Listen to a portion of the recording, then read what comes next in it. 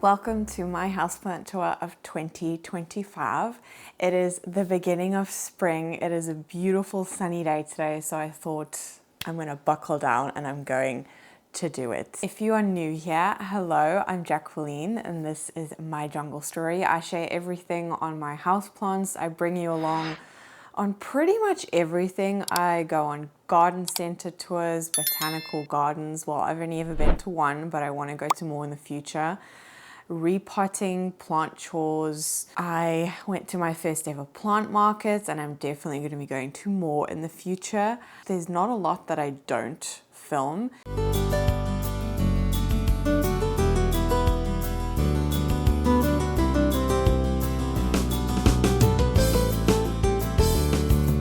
Okay, so if you are new here, quick backstory on me. I have been collecting houseplants for almost 5 years now. I actually got into plants while I was pregnant. I have 2 kids now. I have a son who is almost 3 and a daughter who is a year and a half. Yeah, I had my kids very, very close together. Plants is really what got me through the hard times. It really, really is. And I actually also work in the indoor plant department in a garden center. I have been working in a garden center for, not in the indoor plant department, but just like in a garden center in general for, wow, more than 5 years, like way longer than I've actually been into houseplants. I was going through a very, very difficult time when I was pregnant with my firstborn. And as soon as I hit second trimester, I found plants.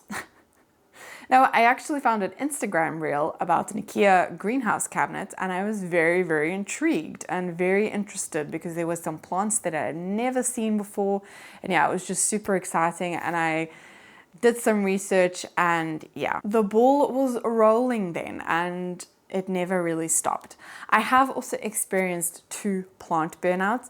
Both of them I experienced at the end of my second pregnancy, and the first one was postpartum.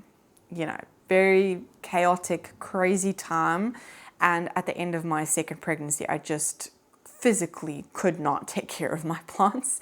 So yeah, I did have plant burnouts then. Those were the only times that I've ever had a plant burnout. Definitely a lot of hormonal changes and just like life changes. Something else is I also have a boyfriend who is very, very into plants. He is also very into outdoor plants. So I do sometimes here and there like to make a video about outdoor plants or just like plant chores outside. I really, really want to do a outdoor garden tour. We never got around to it last year because it was just chaotic with the kids. Now they're both walking, they can both play like independently.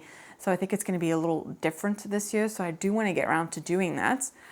So if you are interested in that, maybe leave like a little emoji, a little garden-esque emoji in the comments. Mitch is not only into outdoor plants, but he's also into indoor plants. He has his whole wall. It actually is like, it's a corner of the house that he has. He has a milsbo wide Ikea cabinet. He also has a shelf above it. He's got some plants mounted by the wall. But yeah, he's got all of that. He's got his whole setup. He would definitely have a lot more plants if it wasn't for me taking over the rest of the house. But I think he's got a nice amount for, you know, he also is very into outdoor gardening. So that takes up a lot of time as it is. I've been noticing that lately I've been having to take care of his plants, and the same thing happened this time last year at the beginning of spring where, you know, he needs to put more of his attention into the garden. And actually, my boyfriend also works in a garden center and he is in charge of the outdoor plants there. So for him, it's definitely, you know, it's a little bit more difficult keeping on top of everything at home. Even for me, you know, I don't work 40 hours a week like he does. I work 28 hours a week, but I also do YouTube alongside that. So, you know, our lives are pretty hectic and pretty, I don't want to say chaotic, I don't know. Maybe it's just the phase that the kids are at that they're chaotic. But yeah, that is a little bit of the backstory of me and also Mitch doesn't really come onto the camera. He's a little bit shy of that. But you'll hear him in the background sometimes, you know, saying something. And I always talk about his plants as well. But he primarily takes care of his plants. The only time I do anything with his plants is if he asks me to. And that usually is just like watering, but he'll do all of the rest. So yes, that is a little backstory if you are new here. Without any further ado and any more chatting, because I am known for that if you are new here. If that is something that irritates you, then maybe just skip ahead. I put timestamps in all of my videos. I cannot shut up about them. You will probably notice that in this video. But let's just get straight into it and let me show you my collection. Okay, so for my cabinet, I thought I would take the plants out and show you just because there's so much going on in there. It's kind of hard to show you each plant like individually. So I'm just gonna take them out one by one. I actually did a little bit of like a clean out of my cabinet maybe 2 days ago and just took care of some plants that needed tending to. But anyway, this was actually one of the plants that I had to take care of, and I can see some new root growth already. Wow, that's just what I love about spring. So this is the Alocasia gray red. I always get is it red gray or gray red? I think it's gray red. But anyway, I was gifted this by Noriza, and she gave me 2 little corms and they've both sprouted. This one is going to give me another leaf, and that one, I don't know, there's still a sheath on there. I haven't really touched that one, but this one is so pretty. You can't really see the backs of the leaves yet. They haven't got that like redness to them, but I can see in that new leaf a little bit of red. But yeah, I absolutely love this Alocasia. It's so, so pretty. If you look this one up and you see a picture of this one, I've never actually come across this plant, like ever. I've never seen it in the garden center, online. So when she gifted me those 2 corms, I was like, what? And Alocasias, I think it's her favorite genus as well, but they're my absolute favorite genus. So the more Alocasia, the better. But I absolutely love this little one. It's so adorable.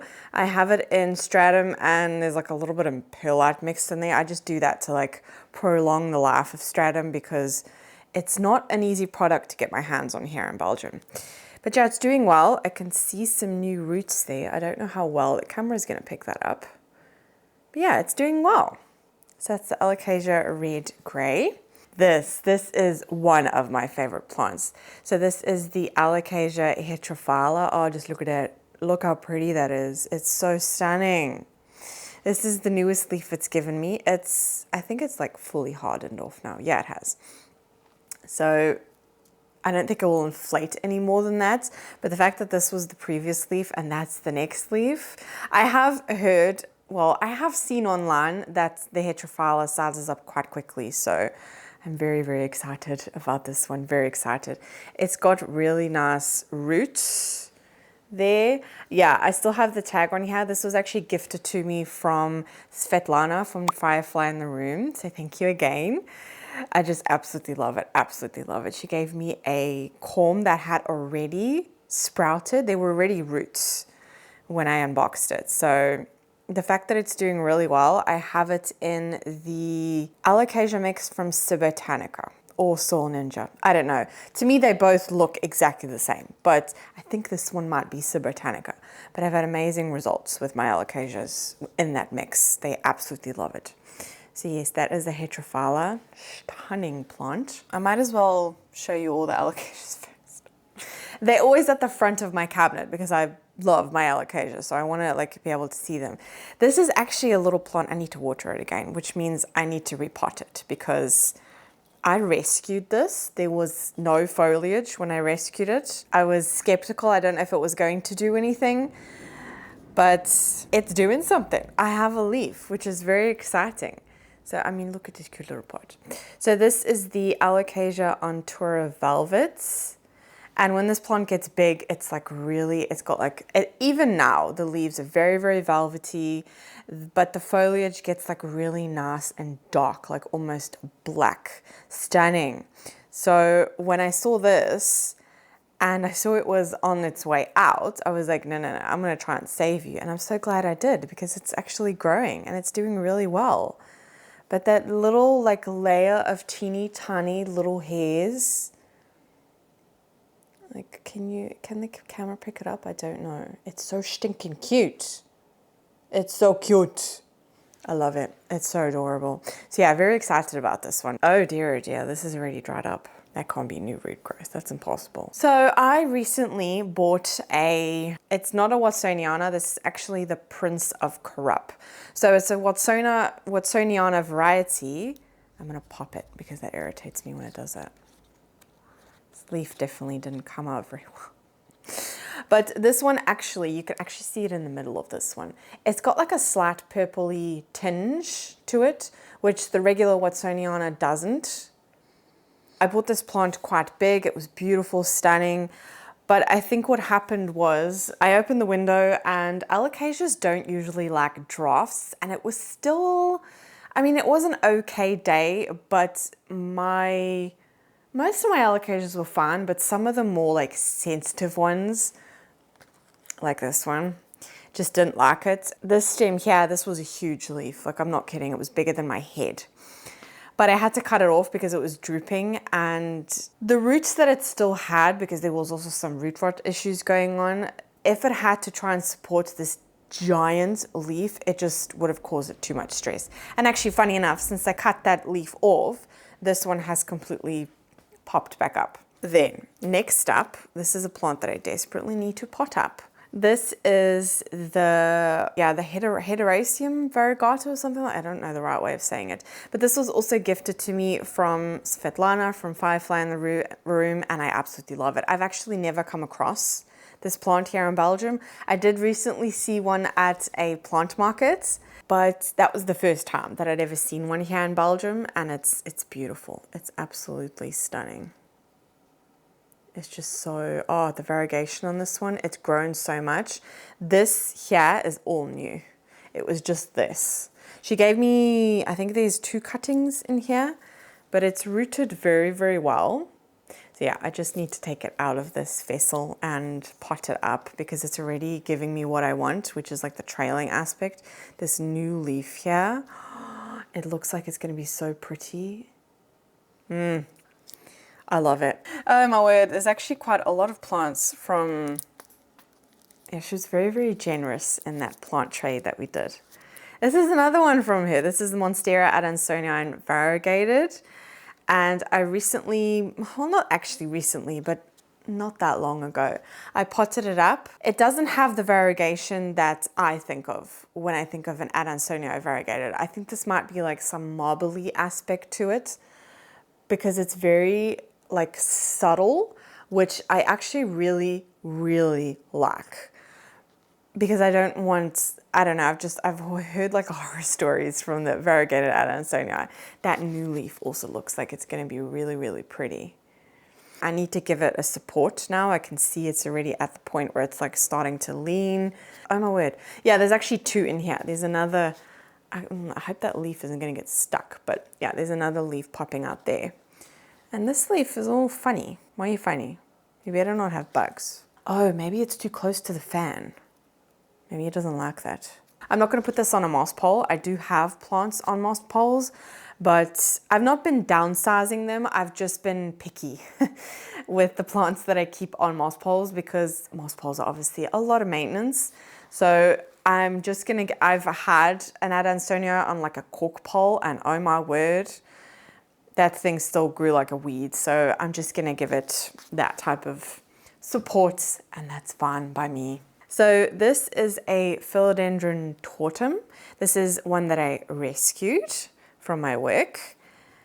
And yeah, I put it in stratum. It had root rot. So the chances of this surviving is, you know, is slim. But it did still have a lot of healthy roots. You can actually see them there. Well, sort of, without the glare. Yeah, they still look good. I did this the same with the Alocasia. So that was about two days ago. And it still seems to be fine. So we'll see what happens. But yeah, this is one that I rescued. I'm always rescuing plants from my work. I have a really hard time throwing them in the bin. I can't do it. I just can't do it. And I didn't have a philodendron tortum. It's not one that like screams to me, but I think it's one that I am going to end up loving just because it is quite different. You know, it is different. And I wanted to rescue it. So as soon as I had that feeling of I need to rescue you, then, you know, that's good enough for me. Next up is another, oh my word, I actually have a lot of like gifts in here. This, I need to do something with this as well. I've actually been waiting for my order from Soul Ninja, but I got it about 2 days ago, so I can do something with these plants now. I want to put them in like the philodendron. Oh, it's gray red. This was a little label that Narisa gave. She gifted me a, yeah, I'll show you that plant next, and a philodendron Bill Marks variegated, which is this one, and it's beautiful. There's actually 2 in here. She gave it to me as an unrooted cutting, but I can see the new growth has not a lot of variegation, but I'm not mad about that, to be honest. And some of them are completely white. This is also a plant I've heard like horror stories of when it comes to variegation. But it's a very, very pretty philodendron. I'm happy that, oh, this is a new leaf and it's got some variegation, like a little bit. It's still quite light though. But I can see that this new leaf here has got no variegation whatsoever. It's rooted very, very well. So I need to pot it up. But yeah, I love plants that, like again, this is one that I would never buy just because of the horror stories that I've heard of it. But the fact that it was gifted to me just makes it that like a little bit more special and more interesting to me. I don't know. I'm aware the roots are actually trying to escape out of here. Yeah, I need to pot it up desperately. Oh, why does it go? I put something on the screen for like background and then it does that stupid, anyway, some of them don't do that. Okay, another variegated philodendron. I just watered this, so it's, oh, there's some roots there. Interesting.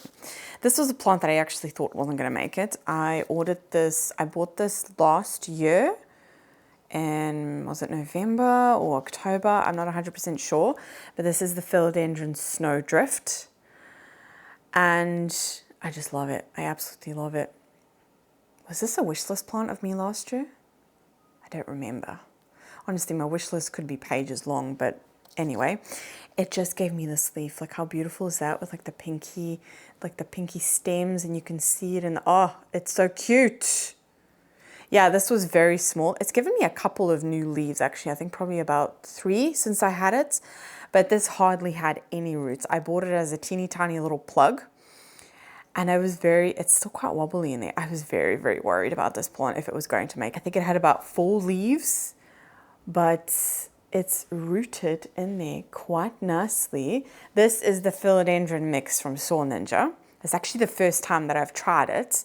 And as soon as I put it in there, this plant started exploding because before that I had it in stratum and it was doing well, like it was growing, but nowhere near the rate as it is. I mean, it could also be the timing that it is, you know, the beginning of spring, the days are longer, warmer. So it could also be that, but I don't know. It was just like a drastic change to when I put it in the Soul Ninja mix. Oh, that new leaf is so beautiful.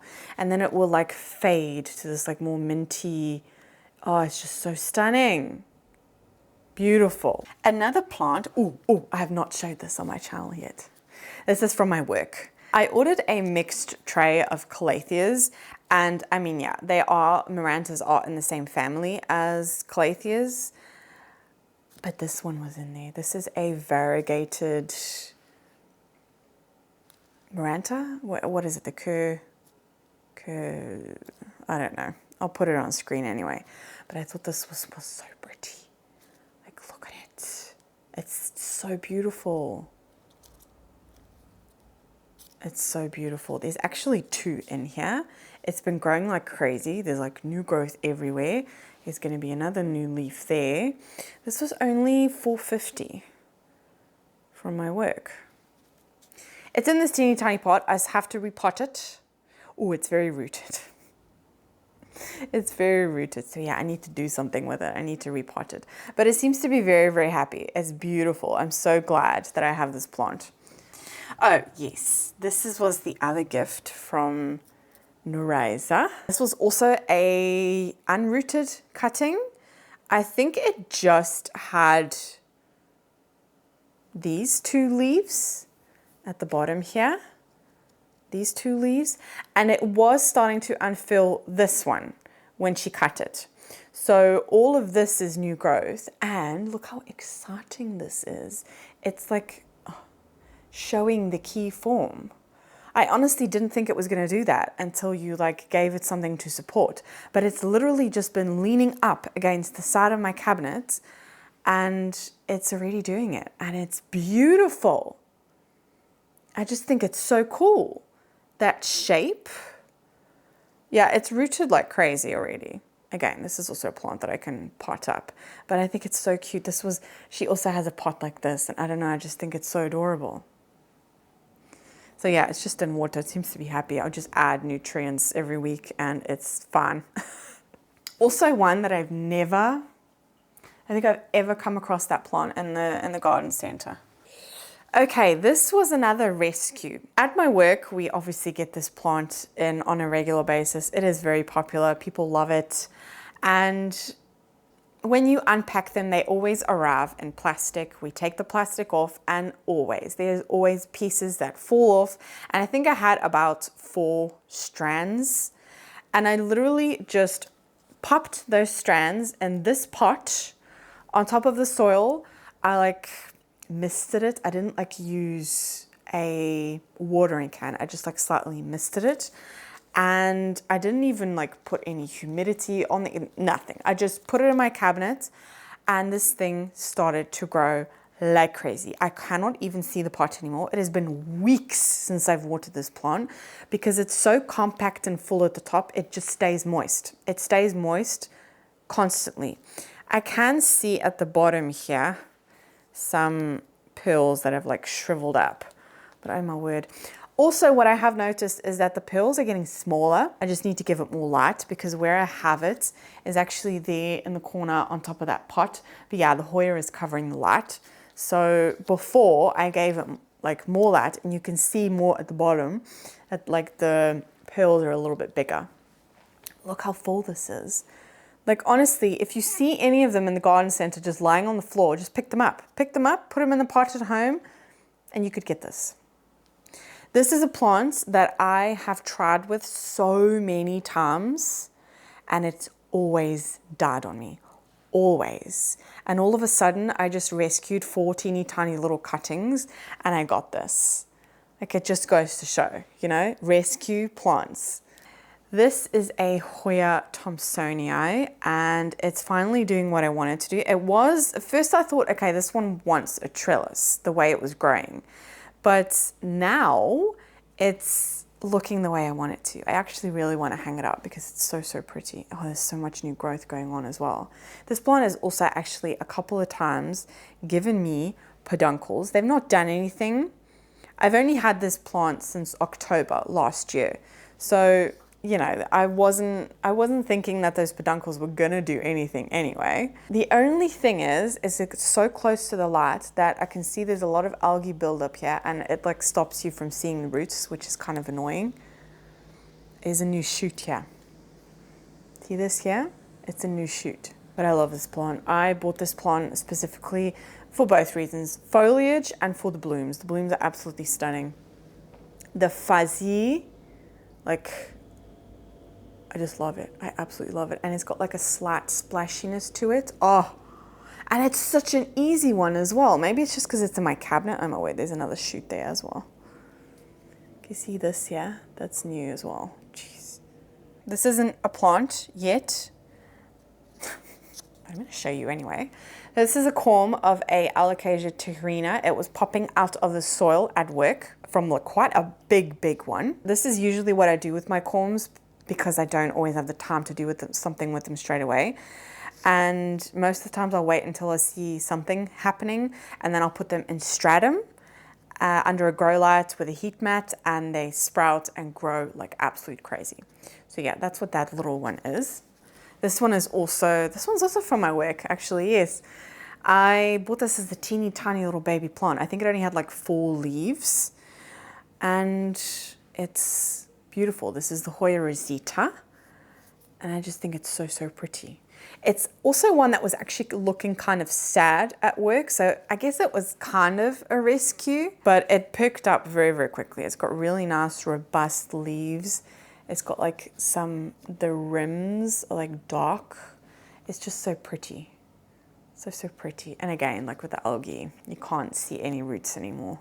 I know it's rooted in there very, very well because I have to water this quite frequently. I might need to up pot it this year. I can see some new growth here. Do you see there? Here, right here. It's so cute. It's so cute. So yes, that's the Hoya rosita. This doesn't look like much, but this is the Anthurium Ace of Spades crossed with a papillalilla. Can't say that. But yeah, those are those seedlings. I got this from Downtown Plant Club. They were having a sale. And they're already got like a little leaf. They're already rooted in there. I can see like the fuzzy root. Do you see it? I don't know if you're going to be able to see it. But yeah, a lot of algae growth. It's fine. That doesn't damage the plant or anything. It's just hard to see if anything's going on. You know what I mean? But it's growing. It's happy. I just put this little dome on top of it. This is also one that I need to take out of my cabinet because it's growing up the top of my cabinet. This is my Hoya Tequila Sunrise. I did not know that this plant could give you such big leaves. When I bought it with this leaf and this one. And it started growing pretty damn quickly. So if you want a fast growing Hoya, it's got like some of the leaves got like this pretty like splashiness going on. The new leaves that come in, oh, this piece of bark just fell out, are so stunning. You can already see like the veining on them, and oh, this one is starting to sun stress like slightly because it's right up against the grow light. But it's so pretty. But yeah, it's doing something. There's another new leaf there as well. Yeah, I just need to honestly take this one out of the cabinet because it's, or maybe put it lower, I don't know, but it seems to be happy, so I'm not really gonna fuss with it too much. But yeah, this obviously, I mean, all of this, it did all of this by itself.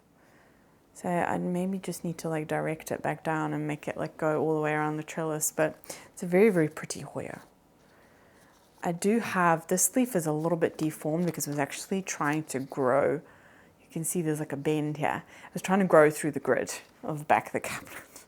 And then in my little prop box here, these was from my first ever import that I did. This is the Hoya Gunungading, and it's rooted very nicely. I can see like a lot of roots there, but I did find mealies. I did treat it, and that's why it's in the prop box with the other Hoya that also had mealies, because when I gave them a good clean, they still had mealies after that. And it actually has given me this leaf, but you can see that this was the leaf that I saw the mealy on, and it's a bit damaged. You can definitely see it on the back. Yeah, that is a shame about that, but you know, it's fine. The mealy is definitely gone, but I doused these plants with the treatment. So if there is a mealy that survives that, then I don't know. I don't see any mealies now. I think it will be fine. It's been in the prop box for probably about 2 weeks. I'm gonna wait maybe another week. Those aerial roots are insane, but yeah, that's from being in the prop box. I have been opening it slightly more because I actually started noticing, yeah, there are some leaves that they were obviously a snail or something and been biting at it in the greenhouse there by them. But I can see that the tips were starting to go like moldy.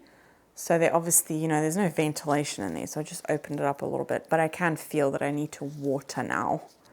Oh, there's another nice juicy new root. Love it.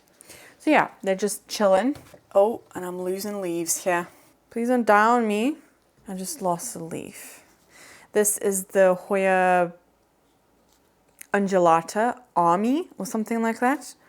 These leaves are looking a little bit yellow. I see a lot of roots. I can't in the pot though. That does worry me. But I can at the top. Can you see those aerial roots? I don't see any like new growth, but the leaves are looking a little bit They're a lot plumper. They've definitely picked up. But why is that yellowing going on? I'm gonna need to have a look at this plant because there might be some rotting going on here. Yeah. It could just be those leaves that they just died off, but yeah, I just lost like 3 leaves. It's weird. That one is like a little bit on the drier side and this one's quite moist.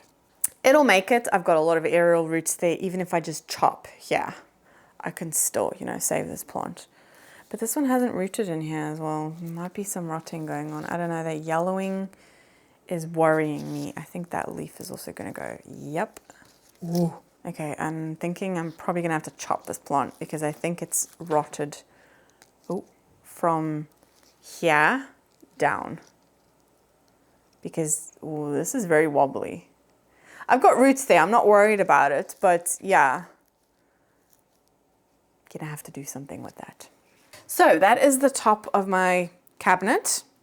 I'm gonna put everything back in there, let the camera cool down, and then we're gonna move on to the bottom. Bottom of the cabinet is pretty much anthurium or like baby hoya territory, but it's mainly anthurium. I actually recently watered everything as well, so it's kind of hard to, oh, there's a, oh, that's exciting. I can see a root there. This plant, I've had this plant for over a year and it's been the exact same size for that entire year. Until I put it in this is the first time I've seen anything going on. I put it in the anthurium mix from Subotanica. And it gave me pretty much straight away a new leaf already. The first leaf that it had, I've already cut that off because it was drooping and it was blocking the light. So I just, yeah, it was blocking the light for this new little growth point there. There's a new little growth there, which is so exciting. But yeah, the fact that I can see a nice big juicy root there, I can't see anything else, just that. But I'm very, very happy with that. Well, that looks nice and juicy and happy. But yeah, it doesn't look like much now. It's still like quite a baby leaf, but this one can get such beautiful foliage, such beautiful foliage. But I'm happy it's happy and it's doing something now. So that's positive. This was another import, and I'm so excited about this because I actually took this out of the prop box. If you would have seen that video, you would have seen me, you know, what I did with them and everything. It's given me a new leaf, like it gave me a new leaf in the prop box. This is the King of Spades. Oh, just look at that, it's so beautiful. But, oh my word. These roots were not here when I took it out of the prop box. Like I was a little bit worried because it wasn't as rooted, but check at that. There's a root there, like there, another one here. Okay. Yeah, I've covered it with cling film because if I have a plant that's in moss, that's not in a prop box, I really struggle keeping the moss hydrated. So I've done this. I don't actually buy cling film anymore because I don't agree with the whole like single-use plastic thing. I actually save all of mine and actually, you know, it does the trick. I just use it for plants. I don't use it for like food or anything like that. I don't use it for that anymore, but yeah, the roots are, I mean, you can see in the middle there, look at that big, thick, juicy root. It's amazing. It's so nice and chunky. And another import, this was my favorite plant of March 2025. I'm actually gonna check now to see, yep. Since that video, there's a new root already. Oh my word, that's insane. That's absolutely insane. But yes, oh my word, that point is doing something as well. Oh my word, I think it's also gonna flower. Can you see there? Wait, that leaf is in the way.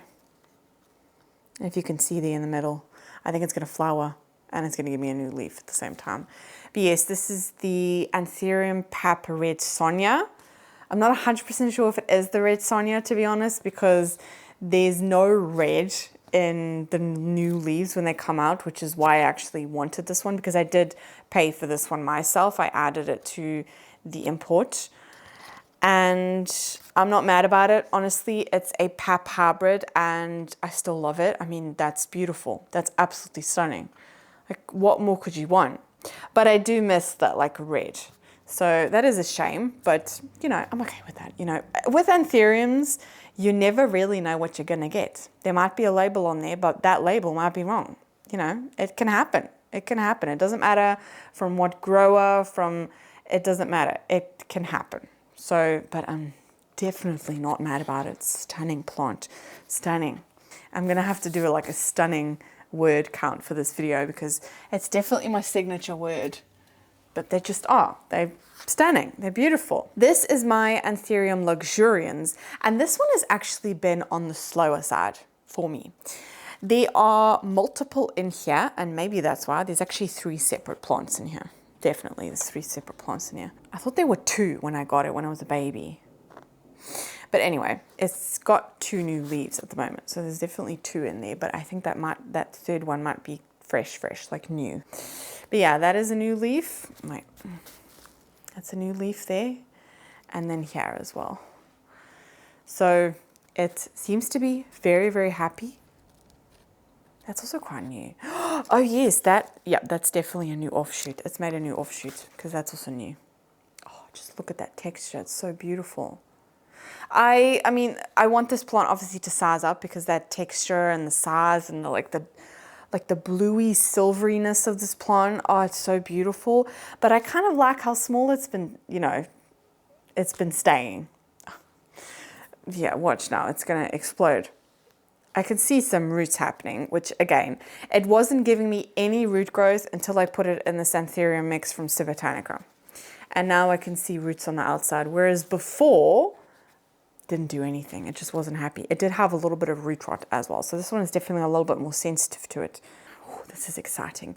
So this is my Anthurium magnificum, and I've struggled with this plant. I'm actually thinking about making like a struggle video again because I've made like 2 in the past, and like obviously plants are growing, they're changing, all of that stuff. But you know, it's just to kind of show you that online, like on YouTube, when I make my like favorites videos and all that, or on Instagram, you usually show the plants that you're most excited about, and they are usually the ones that are doing amazingly in your collection, but you forget about the ones that you're struggling.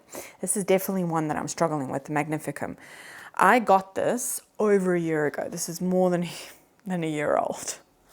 And when I got it, it did have really, really bad thrips, like really bad, and it was still a baby. When I finally got rid of the thrips, because I did struggle to get rid of the thrips on this plant, which I usually don't have that with my plants, it gave me this leaf, but it's kind of like deformed. Like, do you see what I mean? Like in the middle, it's very weird, but it's just giving me a new leaf. How exciting. Oh, it's so pretty as well. There's nothing on that leaf. Stunning. It's perfection. I don't see any roots though, however, which is weird because this one had a big root system. Very weird. Why don't I see any roots on the outside? Anyway, it seems to be happy. It's giving me a new leaf finally, but it's definitely on the slower side. So maybe it's going to kick into action now, you know? Usually the plants that I talk about in my struggle videos are usually the ones that like make a comeback because they know, they can hear that I'm talking about them. This was also one that was in my favorites list. Yeah, this was in my favorites list of March. This is a crystallinum hybrid. Look how beautiful and dark that is. Stunning. Yeah, again, I also recently watered this, so it's kind of hard to tell. This one had a huge root system. I did have to chop quite a lot of roots because this was quite a mature plant when I bought it. I bought it over a year ago. It was like some sale in a garden center, and we actually bought 2 because Mitch also has a crystallinum hybrid, but they both look very, very different, and they can just be 2 separate hybrids, or they could be the same hybrid, but obviously not every hybrid is going to look the exact same. But yeah, this one just looks very nice and dark, and that's why it's just been catching my eye because it was actually one that I was going to part with. But then it gave me this leaf. So yeah, it seems to be happy. But I did chop a lot of, I can see roots here, but those are like the old roots. It did have quite a big root system. So I'm glad it's giving me that new leaf, and it looks like it might do something there. It might. We shall see. But yeah, crystallinum hybrid. Beautiful. And then the last big anthurium in here, oh, I really need to clean the bottom of my cabinet, is this stunner. This is a crystallinum regale hybrid.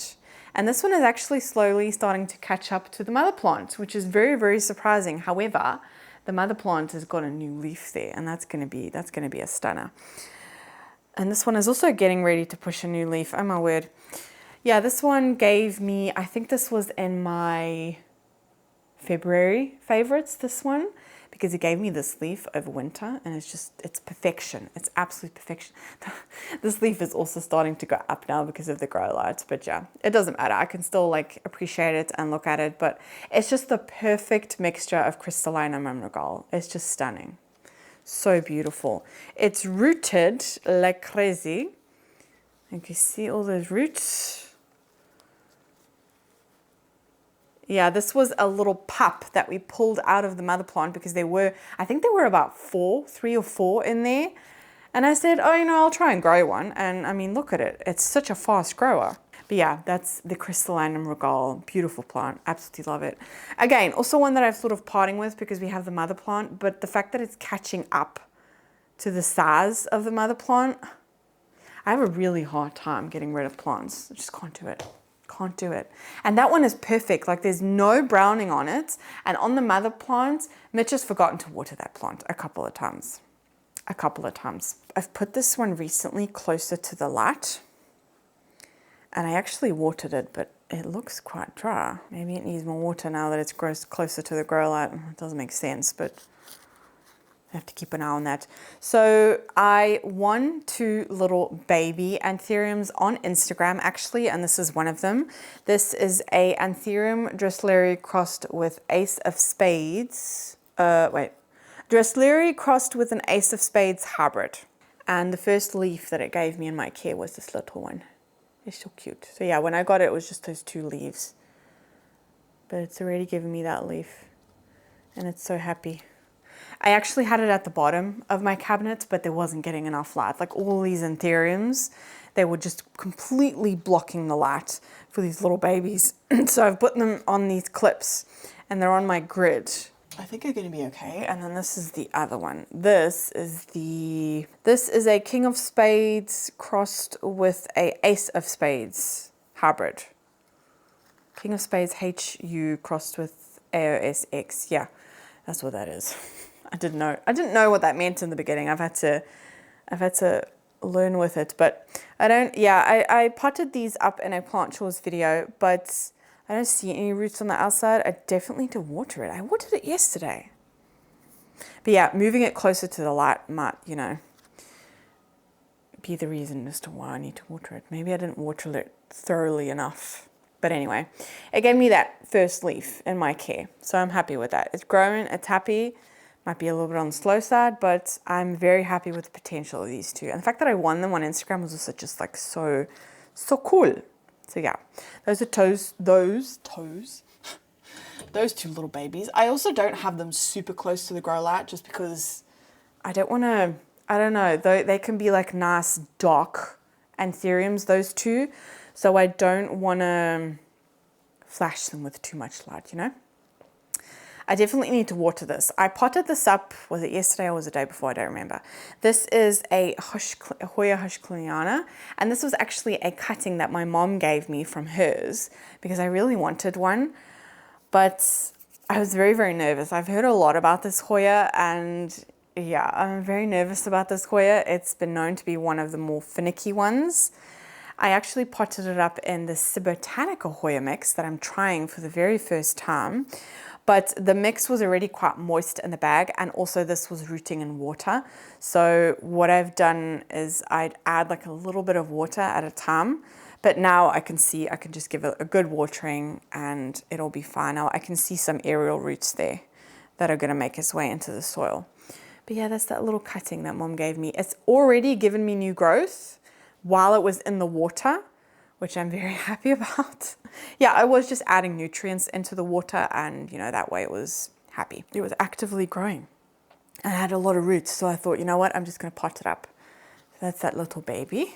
This plant also was on my favorites list of March. So you guys are going to get like an update now because you're going to see that the leaves have grown a little bit more and expanded. I don't think those are new roots. Anyway, it's growing. It seems to be happy. This is my Hoya New Guinea Ghost, and I actually didn't buy this plant. I traded this plant. This is my second Hoya New Guinea Ghost. It's a whole story behind that, but basically the first one just died on me. I I think I gave it too much water and it just rotted away. And then I really wanted another one.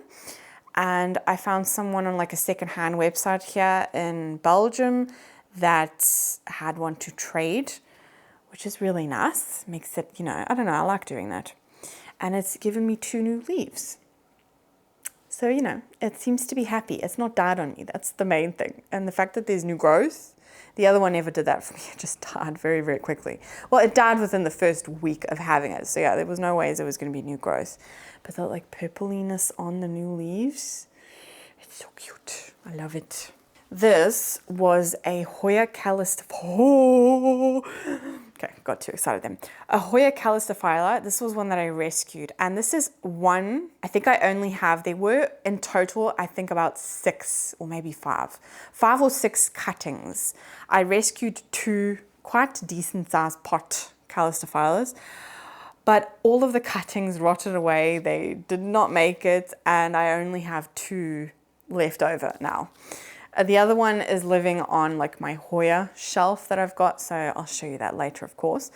But this one is giving me new growth. Look, I don't know which calistophylla this is. I don't know if it's the regular one. It doesn't look like my regular one, and that one does look like a normal, like a regular calistophylla. I have no idea what this one is. It's got like a little bit of like splashiness on it. I don't know. I'm not mad about it, honestly. I love the calistophylla. I love it. So it's kind of becoming like a thing of me collecting all of the different calistophyllas, because I have another one that I also don't know the ID of. I have no idea, but it's also definitely a calistophylla. But yeah, there's 2 new leaves. Like this is actually a whole new growth point here, because I can see a little like nub that's also going to do something. But that's so exciting. And look at this. Look at this. Look at those roots. Oh, I'm so excited about that. I did this in my Hoya care day. I actually made 2 videos of that because otherwise it was going to be way too long. But yeah, I repotted this with you guys and it's already given me 2 new leaves and all those roots. Very excited about it. Very excited. So that is my cabinet. I think that for Mitch's cabinet, I'm also going to do it like I've been doing it now with you guys. And the rest of my plants, I will just do on the tripod. There I can really, get into the plants. We'll see. It also depends on lighting. But yeah, I'm going to put the plants back in the cabinet and we're going to move on to Mitch's cabinet. Okay, we're here by Mitch's cabinet. If you can hear like a noise, that's my humidifier. And you might actually also see some of the mist. I'm like right underneath it. It's right here. But yeah, Mitch's cabinet. Let's get onto that. For his other plants, oh wait, no, it's locked. It's kid-proof, but it's sometimes also me-proof because I struggle to get this thing open.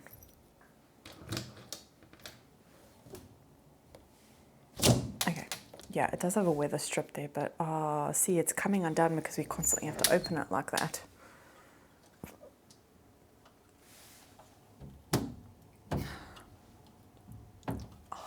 Why isn't it working? I don't understand. Oh, I have to lift it. That's what it is. Oh my word. I don't know what I'm doing, but anyway. Okay, so I'm just going to start with the first plant that I'm in front of. It's actually been a while since I've been in its cabinet. Okay, this is the Aglaonema pictum tricolor. This actually used to be my plant, but I had enough of it. I can actually see now it's giving a bunch of new growth. That's so typical. I don't know. I feel like the conditions in Mitch's cabinets, plants are just a lot happier here. I think it's because it's more compact. The light is also closer to the plants. He does also have a bigger fan in here, maybe because I don't know. I don't know. Humidity is definitely a lot better in his cabinet than it is in mine. I mean, yeah, it's 62 now, but that's because I just opened it. Oh, I just noticed the Alocasia tuberosa is full of Lexi's hair. Oh my word. Yeah, I just noticed that the humidity is a lot better in his cabinet. Also, there's like a humidifier right here. And yeah, I mean, this is weather stripped, but there's still cracks. There's still cracks that it can get into. Oh, that's dead. This also looks dead, but it's not. I don't see any new roots in here. This is a plant. That looks like mush. This is the anthurium quaramiense. I don't know how to say that. But yeah, this was the Valentine fail plant. I have a video on it. It's still looking like that. It's obviously going to, you know, make a new shoot, but those roots do not look good. Anyway, he's got a new one. That one looks, oh, it's right there. That one looks a lot better. This is an anthurium that does not have an ID. We actually bought this as a, oh my word, there's juvenile thrips all over this leaf. Okay, I'm gonna have to like wash my hands afterwards because it's gonna be on all the plants now. Oh, that's so sad. I'm gonna keep this one out. It's on all the leaves. It's on all of the leaves. Yeah, this one doesn't have an ID. I don't know how well you're gonna be able to see. You can see it's completely deformed. Yeah, it's full of juvenile thrips. Full. And stick it underneath the kitchen island. Oh, that's so sad. It's right next to this one. And this one just gave us this stunning leaf, and it's giving us a new leaf. Okay, yeah, there's also some juvenile ones on here. Only a couple, but I need to do something about it. Only a couple, she said. Oh my word. This is the Anthurium villanorum. Beautiful, beautiful plant. That leaf is stunning. That's a leaf that it gave us in the winter. But yeah, it's full of thrips. Oh my word, oh my word, oh my word, oh my word. Yeah, that's the only thing is in this cabinet, Mitch has struggled with thrips a couple of times. It's obviously the perfect conditions for thrips in this cabinet. But yeah, I think what I'm going to do is when I'm done filming, definitely wash my hands.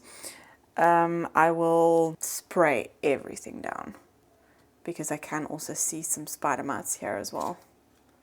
Just give everything a good clean. Because now, because he works in a garden center, it's like the season now. Obviously, he actually works more hours, so he doesn't have time to do that. So I'm just going to do that for him. I don't see any thrips on here. This was a little baby philodendron princess. It's actually just given us a new leaf there.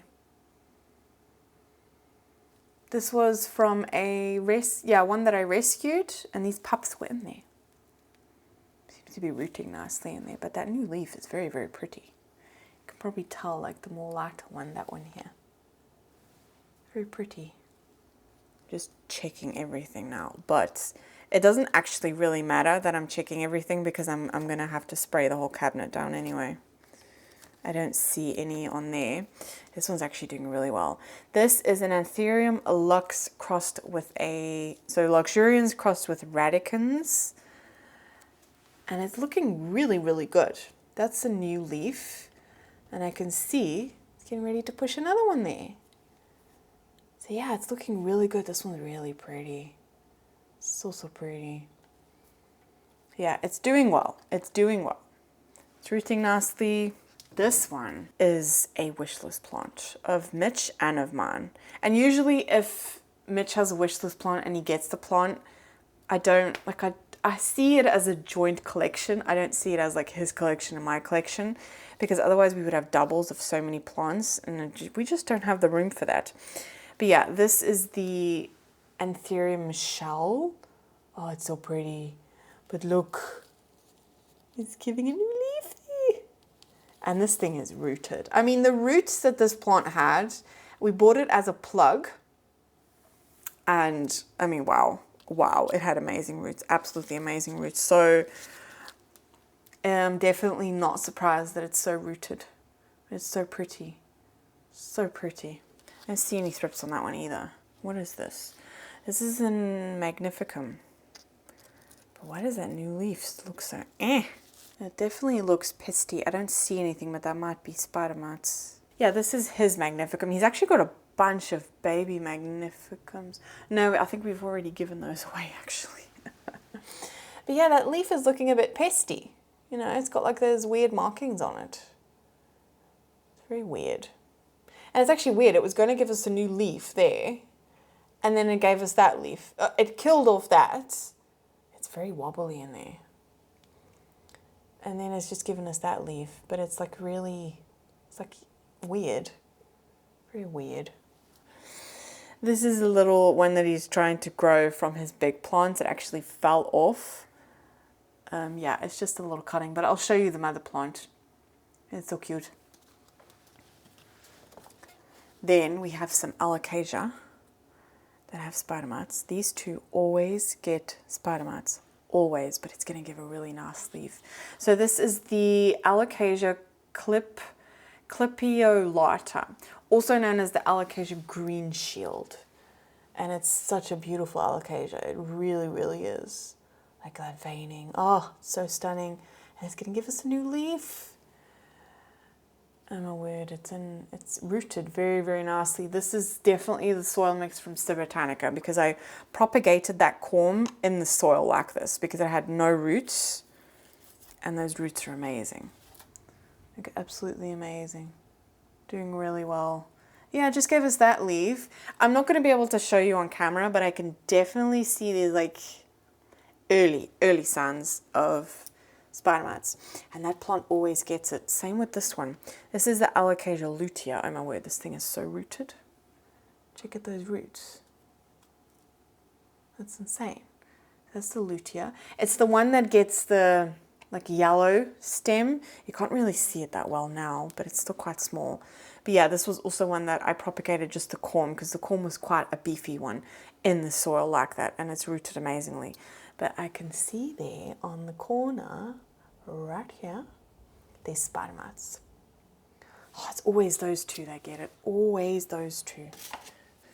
This is Mitch's workrianum. It's giving a new leaf there. That's so exciting. Oh, look at that. It's so beautiful. The leaves are turning up because of the light. Oh, that's so beautiful. Look at that. Okay, had to let my camera cool down for a bit. But I was showing you Mitch's workrianum, which is sizing up so nicely. We actually have two. I'll show you the other one on the island. He actually bought his after mine. His baby one was definitely a lot more mature than my one. But I actually have a workrianum dark form now. So I'm going to be parting with my one like this because there's just no point of having two and having the dark form. So, you know, oh, that's actually quite cold. I just filled it up and I just used we have like a rainwater system and it filters the water, but it's cold. Yeah, that leaf is beautiful. And that new leaf there, so exciting. But yeah, this is his baby. Loves that plant. So definitely gonna have to take care of his cabinet because we have some dead plants here. I just made a mess everywhere. Yeah, that's definitely dead. So this was an Aslanii. That is very sad because it's a plant that I have not seen for a while. We actually bought this in a garden center over a year ago. That's definitely dead. And the other one, I actually did this with you guys in an Alocasia care day. This one still looks viable. Might need to take it out of here and like propagate it. The stem still feels intact, but I don't think it's very happy because all of those roots that it had has all gone to mush. Yeah, they look quite dark, so I'm gonna have to take care of this. So yeah, I can't really show you a nice healthy Aslanii, but we did have one. We actually had quite a couple. So yeah, those are plants that I need to take care of. I need to rehab. And another dead plant is this one.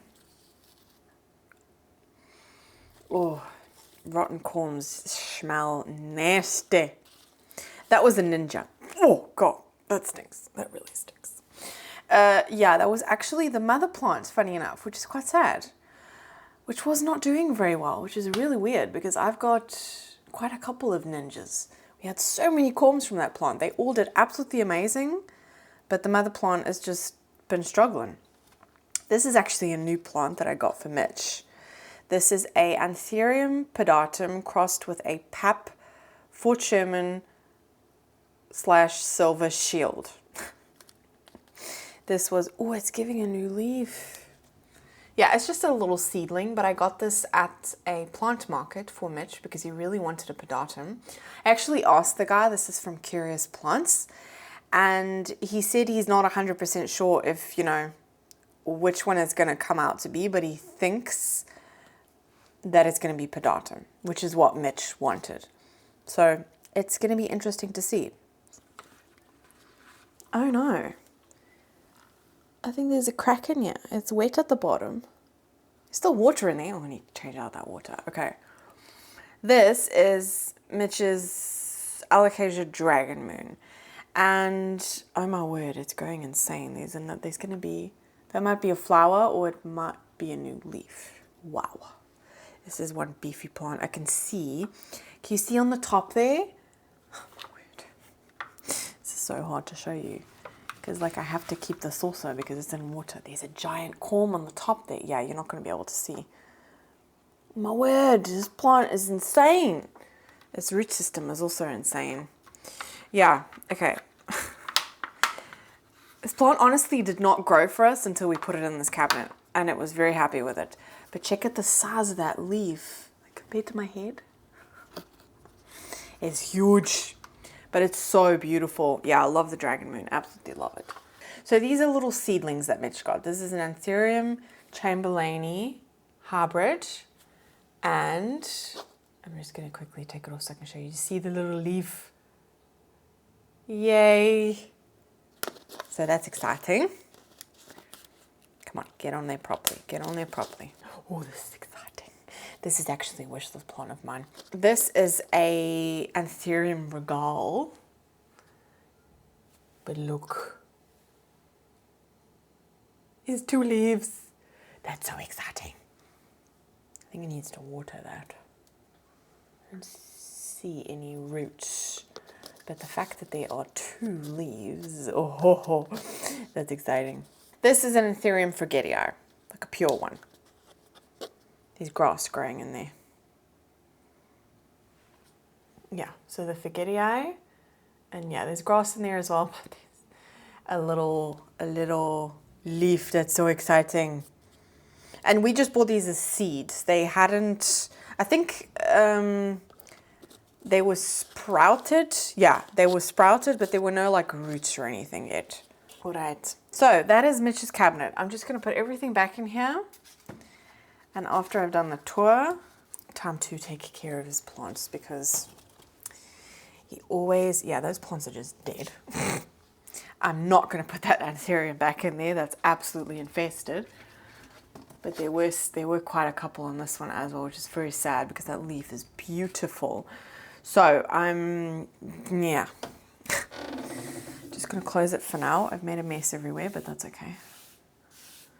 What a vacuum's for. It's always alocasias that have to be the drama queens, always. Okay, so that is Mitch's cabinet. So I'm going to take you off the tripod and I'm going to bring you around now. Okay, so this is the front room where we have the south-facing window. And over here, I'm going to start over here in the corner.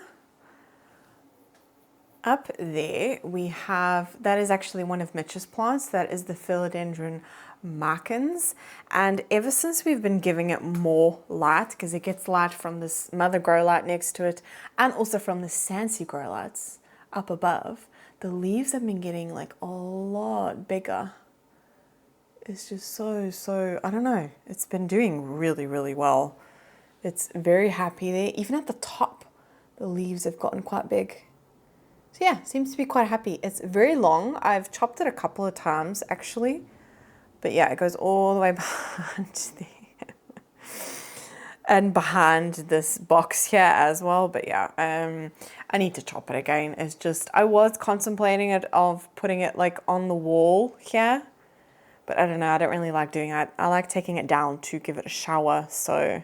And then down in front of the markins, this is my Monstera acuminata. It is almost at the top of its pole. But yeah, this one is so pretty. However, this keeps on happening. I've restarted this plant probably about 2 times now, or maybe 3 times. But yeah, these bottom leaves, they keep on crisping like this. And it keeps on happening. I don't know why. Am I giving it like too much light? I don't know. It seems to be very happy. I'm on top of watering it. So I don't know. but it's a very, very pretty monstera. I really do like it. However, I do have another monstera in this corner, and that one might take first place eventually, not right now, but oh, I can see there's another new leaf there. Yeah, there's actually two. There's one here. You can see obviously the one is taking over, but yeah, I wanted a more like full plant. But it is annoying me that these are like starting to crisp like that. But yeah, I mean, you know, it happens. It's part of having plants. And then next to it, I have my philodendron glorious, which has been on the struggle bus. I've actually been struggling with this plant. Oh, my hoya is going insane here. Yeah, I don't know. It had thrips, really, really like bad thrips, and I treated it, and it's not had thrips since then.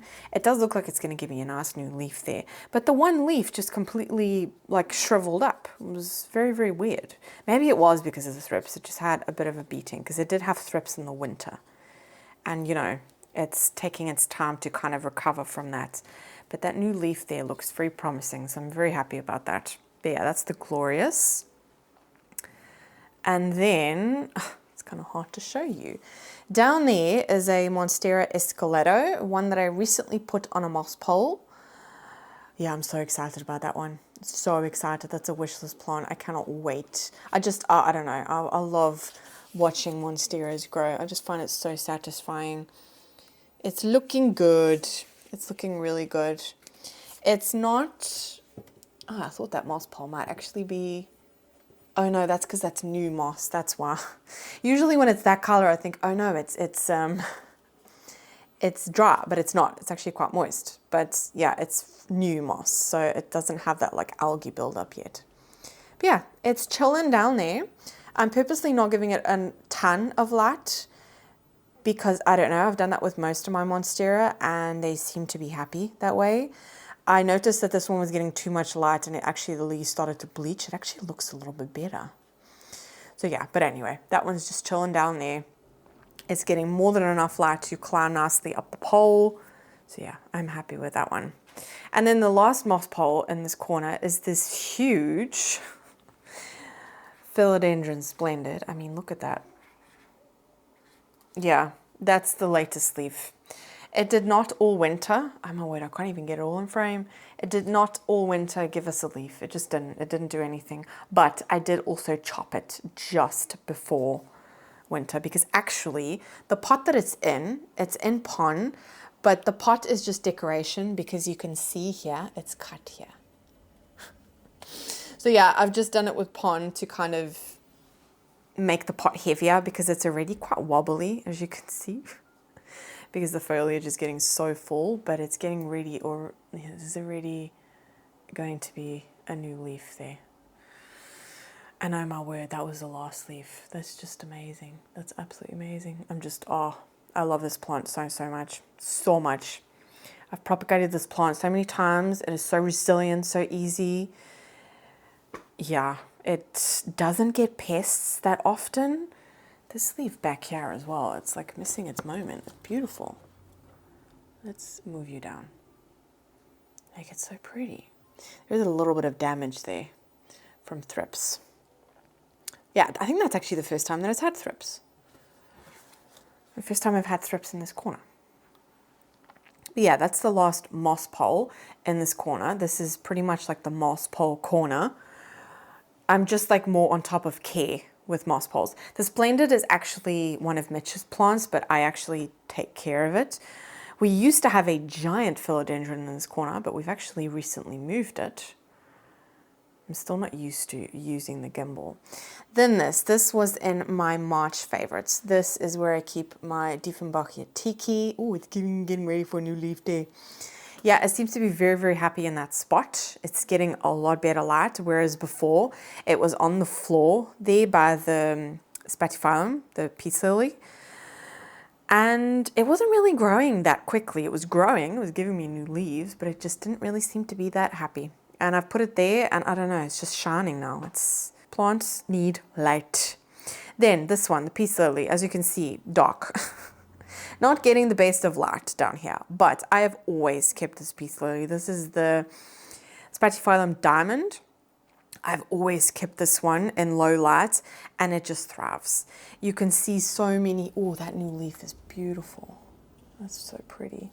You can see so much new growth here. It's just, yeah, this plant is, I actually recently gave it a little bit of a chop and it's done it the world of good because there's so much new growth. And the new leaf, yeah, there as well. The new leaves look so good and it just looks so much healthier. It just goes to show, you know, give your plants a chop every now and then and they will thank you for it. That's also new. Oh, it's not like super variegated, but honestly, I'm not mad about it. I love this plant. It's so easy. The flowers on this plant are variegated as well. It's stunning. It's beautiful. And it just chills down here. It's a nice, you know, like filler. And funny enough, my kids leave this plant alone, which I don't understand. I don't get it. They've never touched this plant. I just don't know what it is. Maybe they know that, you know, like the flowers are like toxic or something like that. But I obviously, you know, I'm in the same room with my kids, so. And then, all right, the south-facing window. Okay, this might be a little bit difficult to show you the plants because of all the backlight. Let me try and move your way around. It's a beautiful, like, day. Yeah, this is the mother Lifespectrum light that I was telling you about. There you go. You can see it better now. That is my Hoya variegated. I actually got this as a gift from Mitch. Oh. As a teeny tiny little baby plant, and look how much it's grown. And that new growth is just so nice and pink and stunning. I love it. I absolutely love this plant. It seems to be so happy here. Oh, look at that new growth, the pinkiness. Oh, it's so cute. Yeah, this plant just chills here. It's so happy. I love it. Love it. Nothing more to say about it. So pretty. A plant that, oh my word, there's a tendril. That's from this plant here. Oh my word. It's just going insane. It's going absolutely insane. Okay, I'm going to have to, with the trellises, take them and show them to you individually because it's kind of hard with the backlights. Over here, we have my Hoya australis lisa. I also had to recently take a drastic change of this one because it was starting to rot and it's giving me new growth now. So yeah, I just cut off all those roots and I repotted it. Oh, there as well. Some new little baby leaves, oh so cute. Okay, there, the plant that's getting absolutely blasted with light. This is my Hoya Sarawak cream, and it's actually given me a couple of like deformed leaves, but it seems to have figured itself out because I have a bunch of beautiful leaves here. At first I thought, oh no, do I have flat mats? Oh my word, down here as well. There's another new leaf there as well. It seems to be happy now, so maybe it's not flat mats. I don't know, maybe it just needed some time. I don't know. But yeah, doing really well. It's also one that's been growing like insane, but it's just, yeah, some of the leaves just look a little bit deformed, a little bit weird. And then next to it, this is my monkey tail cactus. You can't actually even, it's quite long, but as you can see down there, it's actually split up. I did cut off, no, I didn't cut, I accidentally lost piece. I bumped it and yeah, I just snapped off, which is very sad, but I want, oh, just look at that beefiness. Yeah, I actually have two of these. I'll show you the other one later, but I have two of these that I want to pot up together and get a nice full pot, but this one's definitely a lot more mature than the other one. It's just, oh, it's so nice and beefy and big. But that's my monkey tail cactus. Love this plant. This was also a wish list plant. Let's see if I can take it out and try and show you properly. Yeah, you can see all the winter growth. It's like all spindly and skinny. Yeah. Anyway, I need to do something with that one. Over here, this is actually a new addition. Turn it around so you can see it.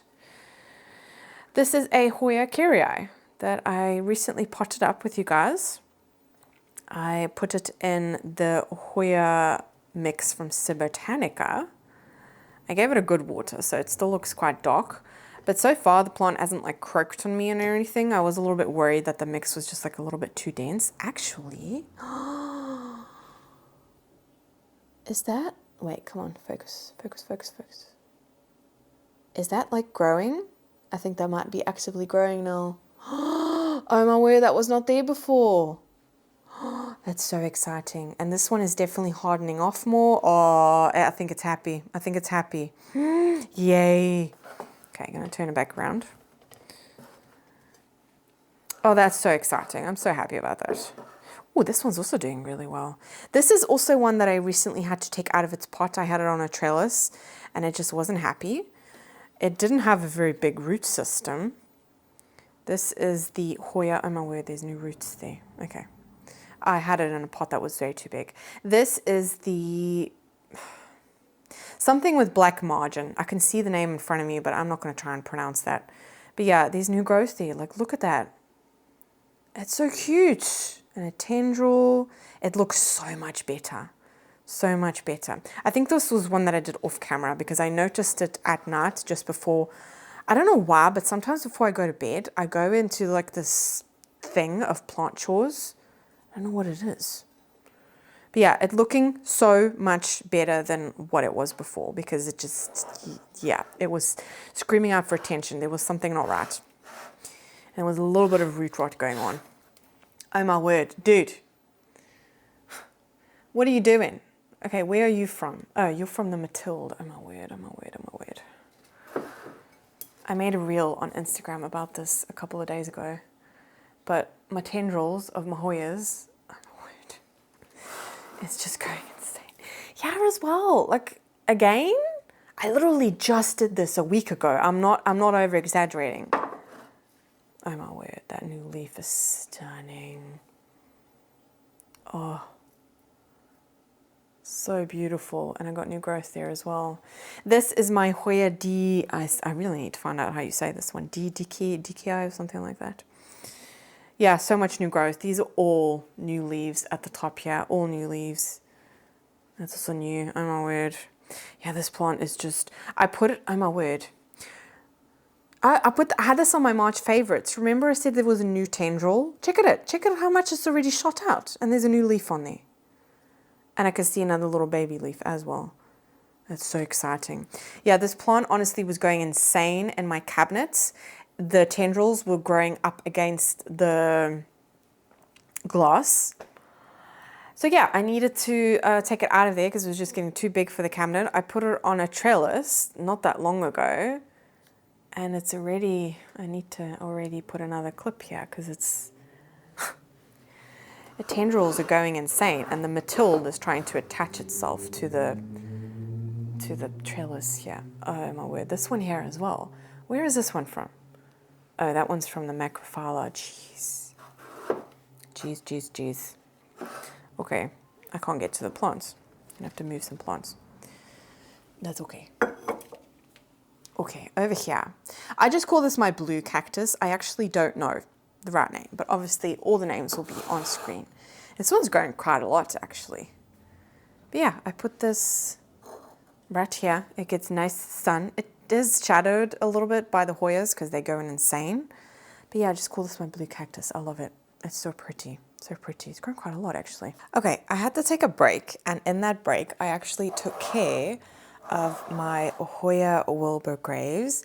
The leaves need to like turn now, but I finally put her on a trellis. This one was actually growing in my Ikea greenhouse cabinet, and it was going insane. As you can see, the tendrils like all the way at the bottom here, but while I was trying to attach it, I snapped it here. However, I have had Hoyas that like heal themselves if I just leave them. So I've just left it like that. I've cracked it there, which is not like the end of the world, but yeah, I'm just gonna leave it. But I have a bunch of like new leaves here. It just looks so much better on the trellis. Wait, is that my dog? Oh my word, is that my dog? I said, and she's right here. Our neighbor has gotten a German Shepherd puppy, so it sounds exactly like Lexi. Boily. Hey, you chillin'? Hey? You're also part of the channel, eh? When you want to be. She's so cute. She's so cute. You know I'm talking about you. You know I'm talking about you. He's so cute. He's so cute. Boily. Yeah. Oh, that tail. She's so adorable. So yeah, this one has been added to this little cupboard. And actually, I'm putting all the plants on the floor yet so I can actually show you properly. But this is the situation at the front here. So this changing table is obviously not in use anymore. We just take the cushion off and we do it that way. But we're actually going to get a new cupboard here. I still haven't gotten around to it. I said this in my last collection update. I still haven't gotten around to going to the store and actually physically seeing the cupboard, because I've seen one online that I really, really like, but I want to, I want to see it before I actually buy it. I'm just going to put the plants here on the floor. Hopefully Lexi doesn't come over. I got this adorable pot that I want to put Hoya in. Oh, maybe I can put my Thomsonia in here. Make it look like she's got hair. And move some stuff over. But yeah, I was actually at this plant before I had to stop. Yeah, I don't know what this is. This is some type of aloe, but I absolutely love it. It's grown a lot since I've gotten it. I think it only had about 3 leaves when I got it. But yeah, this was part of like a mixed tray, and I've actually, funny enough, never seen this aloe since then. It's just so cool. I don't know, I've got like a thing for like bluey cactus type plants. It's just so cool. Let's just have a look. Because yeah, it does have sparks. I repotted it. Oh my word, look. It was so root bound. Oh my word. Wow, that's amazing. Yeah, beautiful aloe. If anyone knows the idea of this, please let me know, because I don't know. When they come in mixed trays, it just says aloe mix. And then this one, I always forget the name of this, but the name will be on screen. A Sansevieria, Sansevieria has been reclassified to Dracaena now, hasn't it? Yeah, this has been in this teeny tiny little pot for, oh my word, I don't know how long. I really don't. I think this was from the Ikea, but it's just filled. It didn't actually have a lot in the pot, but it's completely filled out now. So I do need to repot that. But I think it's like a cute little addition. It's so cute. Okay, let's put you there. Then this is my crassula. I know it's called Hottentot, but it's got what's its real name? Oh my word, I forgot. I still call it the Hottentot, but anyway, I've got so much new growth here. Like all of this springing, like sticking up is all new growth. I'm constantly having to turn this plant because it's just, it grows like an absolute weed. This is actually my second one. And my first one, I gave it incredibly low light conditions. So it obviously died. It wasn't happy at all. And I got another one just because I absolutely love this like little dainty, adorable growth. It's so adorable. And the best part about this plant is that if these pieces do fall off very easily, but if they fall off, you literally just stick it back in the ground and it regrows. It's so easy. And so full and lush and beautiful. But yeah, I'm really glad I got another one, because ever since I put it on the south-facing window, it is happy as can be. So, so happy. And then next to that, I hope this is not going to be backlit too much. Wait, I'm going to take it out. This is one of my favorite plants. This is my Hoya caudata big leaf. And these leaves, why are these looking yellow at the bottom? I probably need to water it again. Yeah, I must say, ever since we've been getting a lot more sun, I have been struggling keeping on top of watering my plants on the south-facing window.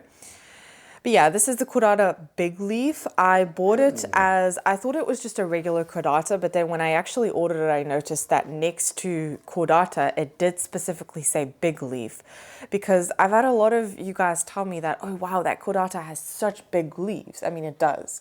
They are absolutely huge. And I've seen other caudatas that don't have big leaves. So this is obviously some type of variety. I mean, I'm not surprised with Hoyas, to be honest.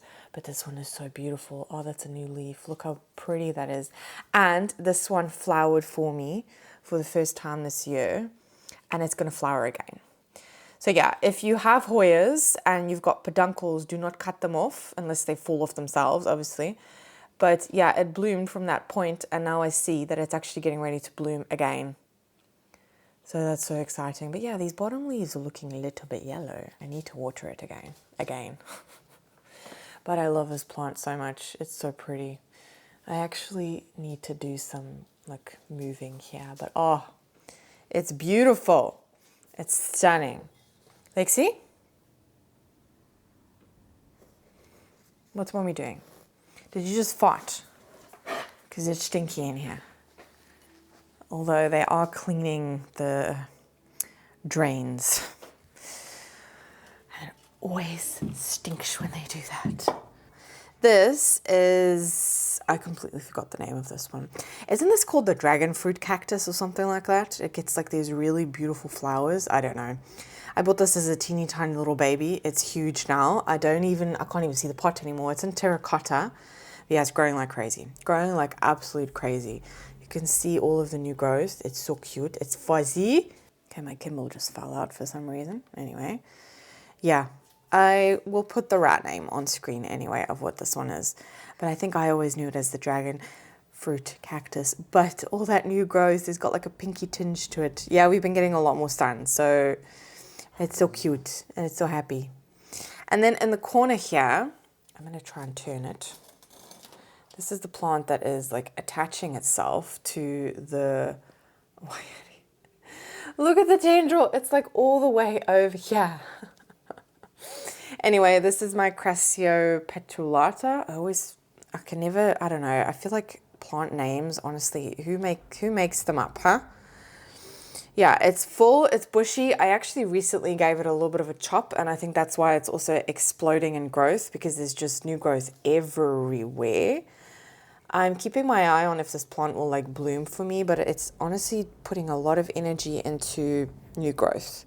But it's always been such an easy plant. I think I bought this one as the splash, but it's not like super splashy. It's got like a little bit of splashing, but not a lot. It's nowhere near the splash that I thought I was going to get, but it doesn't matter. I still love it. It's still beautiful. It's got that beautiful dark veining to it. It's just, yeah, so stunning, so easy. You just have to keep on top of tendriling it.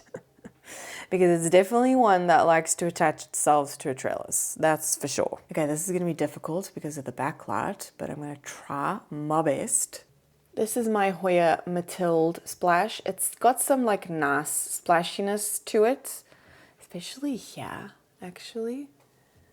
If you can see here, it's got some nice splashiness to it there. But it's not super splashy. It's just, yeah, all of the new growth is not coming out that splashy. I actually recently took some cuttings to try and get that splashiness back. It's also giving me a lot of peduncles. There's a peduncle here as well. You can see there. Yeah, they're everywhere. They've not done anything yet, but I've had that a lot with my Hoyas. However, that looks like it might do something. That looks like it might do something. Oh, that's interesting. But yeah, this plant, I actually also had this plant on a trellis. Sorry about the backlight, guys. I just don't have another option at the moment. It's not easy getting this plant down. But I hope you can see, yeah, you can see there a little bit, that beautiful splashiness. I love this plant. It's the cute little round leaves. It's so adorable. It is, oh my word. Okay, I just realized that these tendrils, wait, this is not from the same plant. This is. There's another peduncle there as well. Yeah, these two plants are starting to like grow into each other. The one next to it is actually my first ever Hoya. This is my Hoya conosa. So yeah, just a regular conosa. It is growing up. Oh, beautiful blue skies. You can't even see. It's growing up there. It was actually growing into, you can see a piece of it has actually died off because it was growing into this thing at the top here. The shutters are in here, so there's like a tiny little gap, and they were growing in there. So I had to pull it out, so that piece has died off now. But anyway, yeah, this plant, both of them are doing so well. They're growing so well. Oh, I just love them, but they are starting to grow into each other. So I'll see if I can try and show you properly from the other side, maybe. Yeah, you can see the conosa a little bit better. Such a pretty plant. Also can get some really nice, like big leaves. But yeah, it's growing all the way up there. But it's such a beautiful plant and it's so happy. I'm so happy that I decided to give it more light because yeah, I was also growing it incredibly low lights and it just was not happy. Okay, going back here. Also a plant that I'm gonna have to take out because it's so big. Oh no, there's more yellowing going on. Oh, all right, this one. Check at this tendril here. Oh, that new growth is so beautiful. Oh, it's so stunning. So this is my, what is this called now? This used to be called the macrophylla, didn't it? But now it's the latifolia variegated.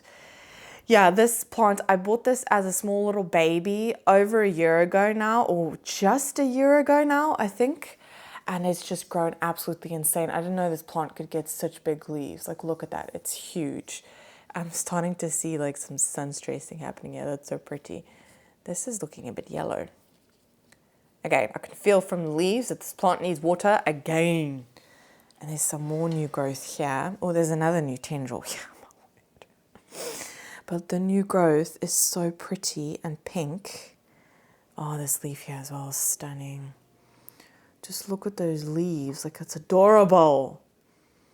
Yeah, I'm gonna leave this plant right here because I need to do something with these tendrils. I actually also, oh my word, I actually recently took quite a lot of cuttings from my Hoyas, and since then, they've been shooting the lights out. I mean, it's also the beginning of spring, so it could also be that, oh, that new leaf there is also stunning. Wow, this plant is amazing. Absolutely amazing. Yeah, these like, the pink is coming out more in the rims because of the higher light that they've been getting. Oh, such a beautiful plant. Such a beautiful plant. One of my favorite. I just cannot get over that. That is beautiful. Stunning. So yeah, I'm going to leave that one there for now. Over here, so this, I don't remember what this is called. This plant had root mealies, like really bad. It actually came with it. Oh my word, is that going to be like a flower? I don't know. I just think it was such a cool plant. I'd never seen this plant before. It's like branching out here. It's so cute. I think this is some type of Senecio or something like that. I'm not 100% sure. But again, all the names will be on screen. But yeah, I thought this was such a cool plant. I'd never seen it before in the garden center. So when I saw it, I was like, you're coming home with me.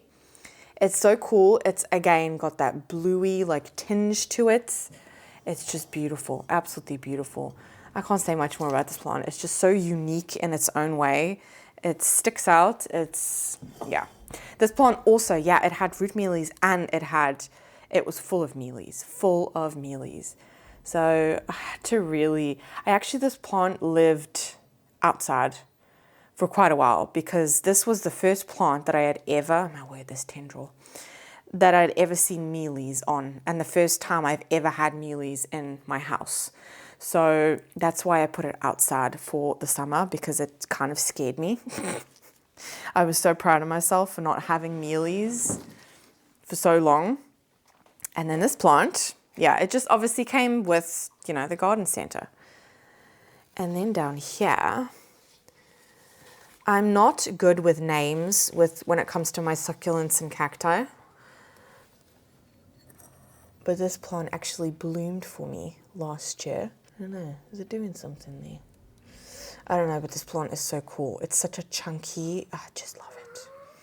Absolutely love it. It's grown quite a lot. It's become quite thick, this plant. So that's that one. Over here, I have my Kalanchoe tomentosa.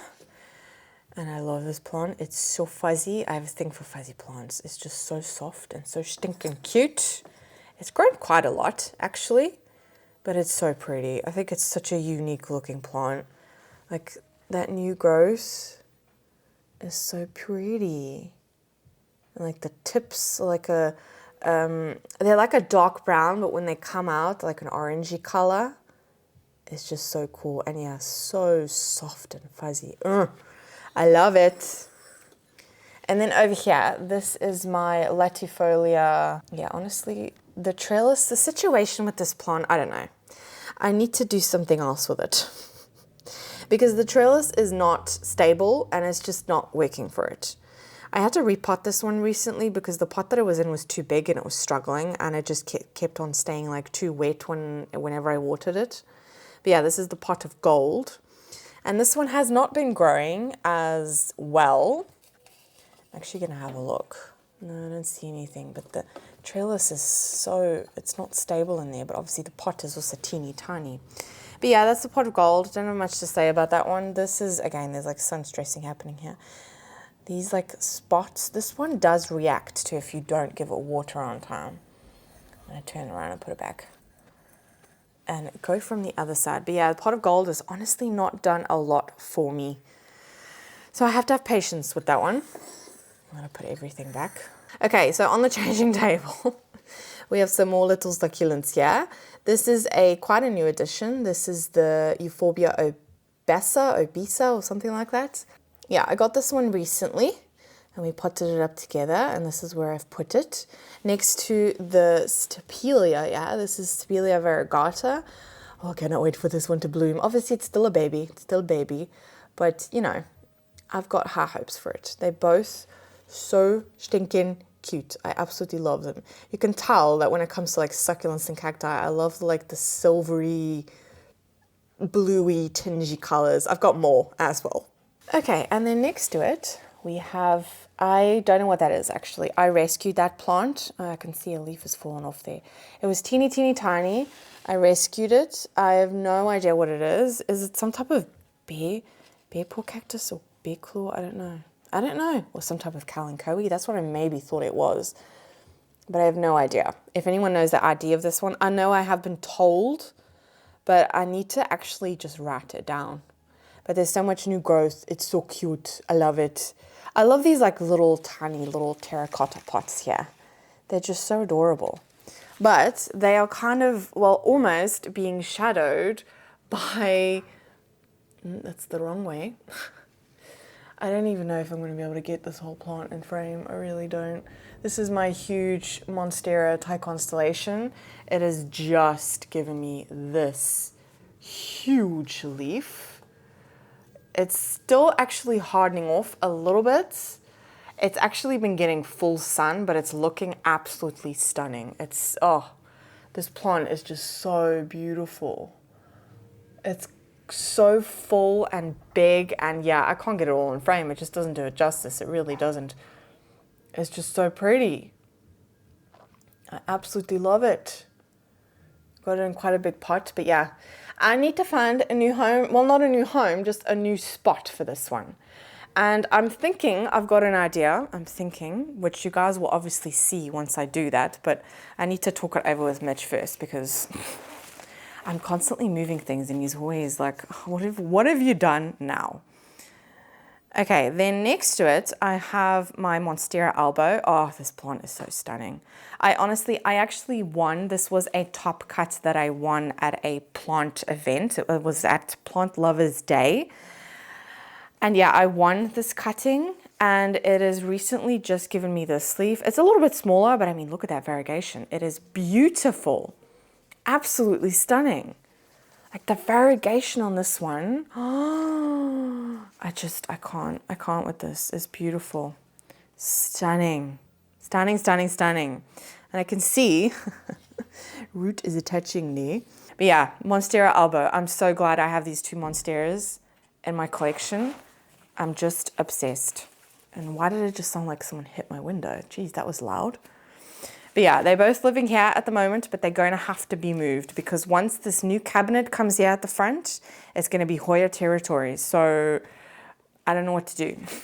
I don't know what to do. Lexi, you need to go outside, my girl. What's wrong? You want attention?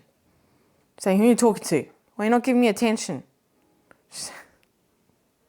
She heard that thud and now she's, check the way she's sitting here. You know you're not allowed on the carpet. She's in protection mode. She always does this. She puts her back against me and she looks at the door. Yeah, that was a loud thud. I don't think that was our window. I think someone just banged their door. Jeez. All right, and then here, next to the changing table, this is my desk where all the magic happens. Yeah, this is the oxalis. I'm going to turn it again. I'm constantly turning this plant. It loves the light. Oh, look at it. It's so pretty and full. I love this plant because it's beautiful. It's just so stunning. It's so beautiful. It's flowering like crazy at the moment. But yeah, it keeps on turning to the light, so we keep on having to turn it. The only thing irritating about this plant is the blooms that fall on the floor. I'm vacuuming around this plant every single day. It's very irritating, but it's stunning. So it's, you know, it's okay. I forgive it. And the blooms are so stinking cute. Okay, I'm gonna have to move this plant. Okay, I think I'll do that last. I'll carry on here. It is... There's foliage everywhere, okay? There's foliage everywhere. My gimbal needs to be charged. I think that's what it is. It keeps on falling out. Okay, next to the pot of gold, we have the spiral cactus. Again, a blue cactus. I love this one. I put it in this cute little pot that, yeah, I painted this little terracotta pot. I thought it's so cute and it matches, it's so pretty, but I love this cactus. When I saw it at work, I was like, you're coming home. Again, also one that you don't see very often. We can't order it that often. It's a very slow grower, but I think it's such a cool cactus. And then next to it, another blue one. Actually, look at all that new growth. It's so cute. This is actually oh, come on. I have a plant that's in the same family as this. It's actually a wish list plant. Come on, what's it called? It's on the tip of my tongue, honestly. It's given me a lot of new growth, actually, since I repotted it. I repotted it in that little pot that I painted, and it's doing really, really well. There's like new growth everywhere. Oh, it's so cute and so cool looking. I love this one. It's so unique. One thing I do have to say, it does have the teeny tiniest little sparks on it. Be careful. Those sparks, I kid you not, I almost dropped this plant and I like pushed it against my shirt to save it. And I was pulling out these teeny tiny little, if you can see there maybe properly, these teeny tiny little sparks out of my shirt and out of my bra actually for about 3 days. And it irritated my skin so much. So beware. They are very, very tiny. But yeah, just be careful. Just be careful. Okay, I need to move this Hoya because I can't get to the other Hoya. This one here, this is my Hoya Flamingo Dream. And it is a dream. It is a dream. Just look at it. Oh, it's so beautiful. That new growth is all pinky and oh, it's just so pretty. This plant is also one that grows like an absolute weed. I bought this a year ago. No, more than a year ago now. It is one that also just grows so quickly. If you definitely want like a beginner Hoya, I would recommend this one. 100%. They also, you see them pretty much everywhere now, actually. Well, I have in Belgium anyway. I've seen them in every garden center. You can buy them as a little baby plant and they grow so quickly. They're so easy to propagate. And yeah, you get this result very quickly. It's just beautiful. The new leaves come out really pink. Here you can see it even better. It's just stunning, absolutely stunning. Oh, I can smell. We're very close to a Hoya that is blooming like absolute crazy. And then next to it, I don't know what this is called. This is one that I bought in the Ikea. But also it was a succulent that I have never ever seen before. It is one that does drop its leaves very quickly. So be careful. I'm actually touching it already like too much because like it's very fragile, this plant. But it's grown quite a lot. It was quite small when I got it. I have lost a couple of strands, but I'm glad it's growing and it's happy. The new growth is so stinking cute and tiny and oh, I don't know, succulents always like tickle that like cute plant itch that you want. It's so cute. Okay, oh my word. I have to move plants. Be careful, there's water propagations here. Next to it, surprise, another cacti that I don't know the name of. Also one that has grown so much. This was so small when I got it. I think this was over a year ago now. And yeah, it's grown quite a lot. It's become really nice and thick and juicy. I love it. It's also got a like bluey tinge to it. It's definitely a repeating theme when it comes to my cacti. And then, I'll just move that a little bit. Next to it, this is a bear paw succulent or cactus, or I don't know. It's a succulent, I think, but it's grown so much since I've gotten it. I actually also have to turn it quite frequently. But look how full and cute it is. Oh, it's so stinking cute, those little bear paws. Oh, it's the variegated one. Also one that I didn't see very often, so as soon as I saw it, I got it straight away. My mom actually also has one. Next to that, I have a little dome full of Hoya propagations. I can see some yellow leaves actually that I need to take out of there. And there's blooms lying on top of it. And then next to it is my Hoya calistophylla. It's also been growing really, really nicely. I've gotten a lot of new growth. This is the regular calistophylla. Yeah, this was definitely a wish list plant of mine of last year. I can see some new little leaves there. Oh, I honestly love all my Hoyas. I do. I love all of them. They're just so stunning, so unique in their own way. They're just so beautiful.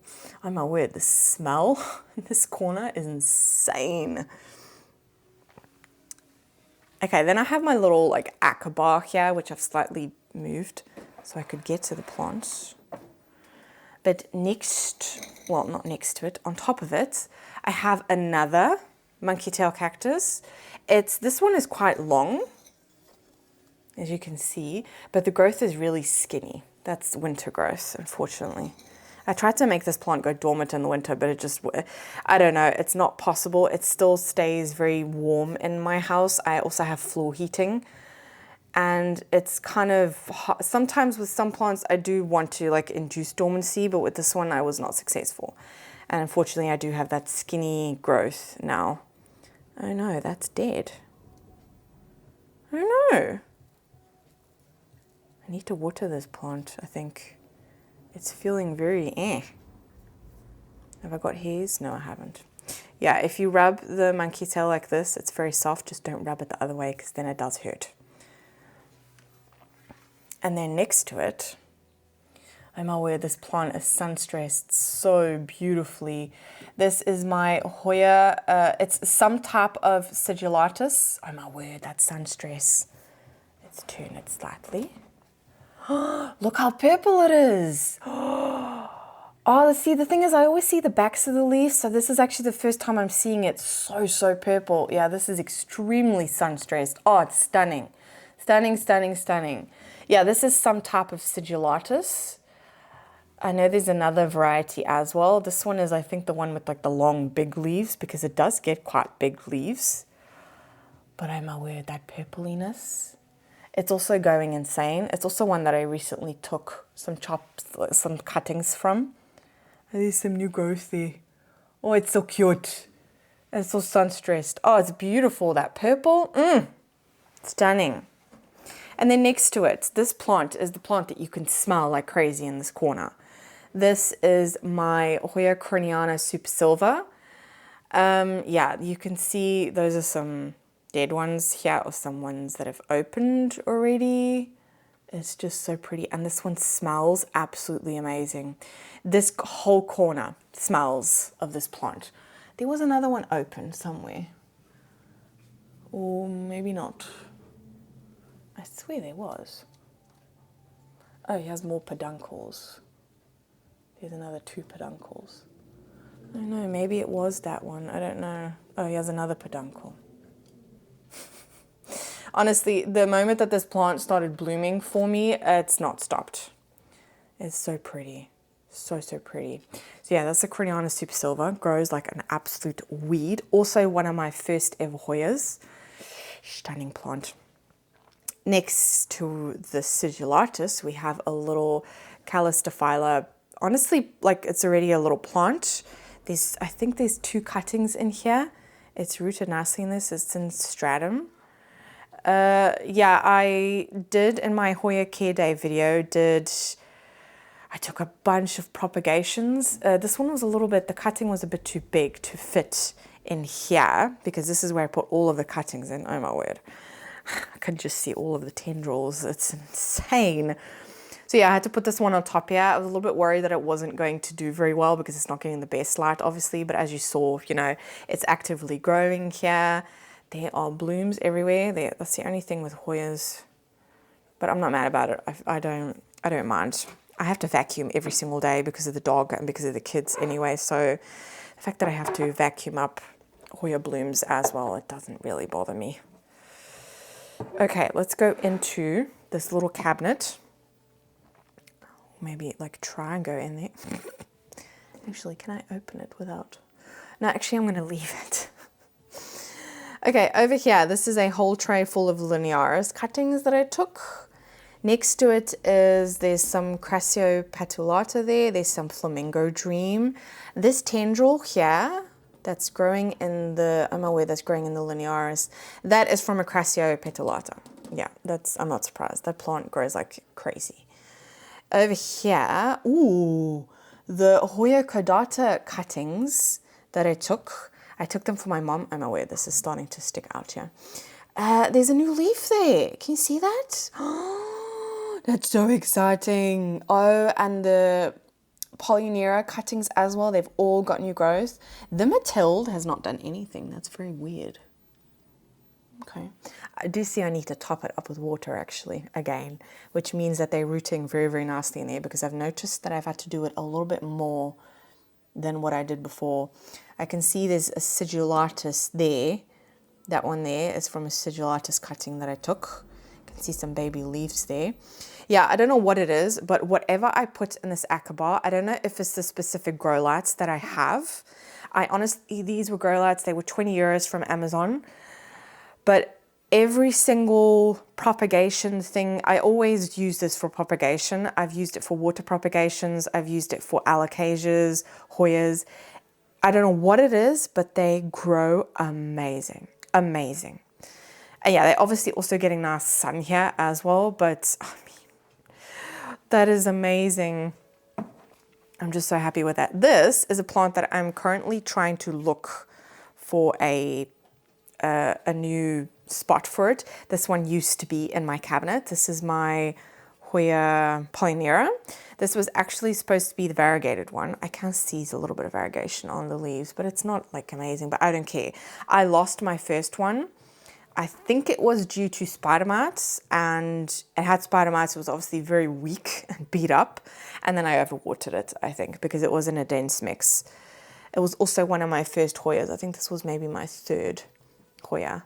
I've got some cute new growth here. But yeah, I actually want to pot up those cuttings. Well, some of those cuttings, because I want to give some to my mom as well. But I want to pot up some of those cuttings in here to get like a fuller plant and maybe get this one hanging, because I do like this one hanging. It's so, so pretty. And then over here, this is usually like surrounding the acabar. I'm trying to make use of the grow lights because, I don't know, those grow lights just do absolutely amazing. This is a Hoya Bella cuttings. My mom bought a Hoya Bella and it was huge. Oh my word. It's going to bloom.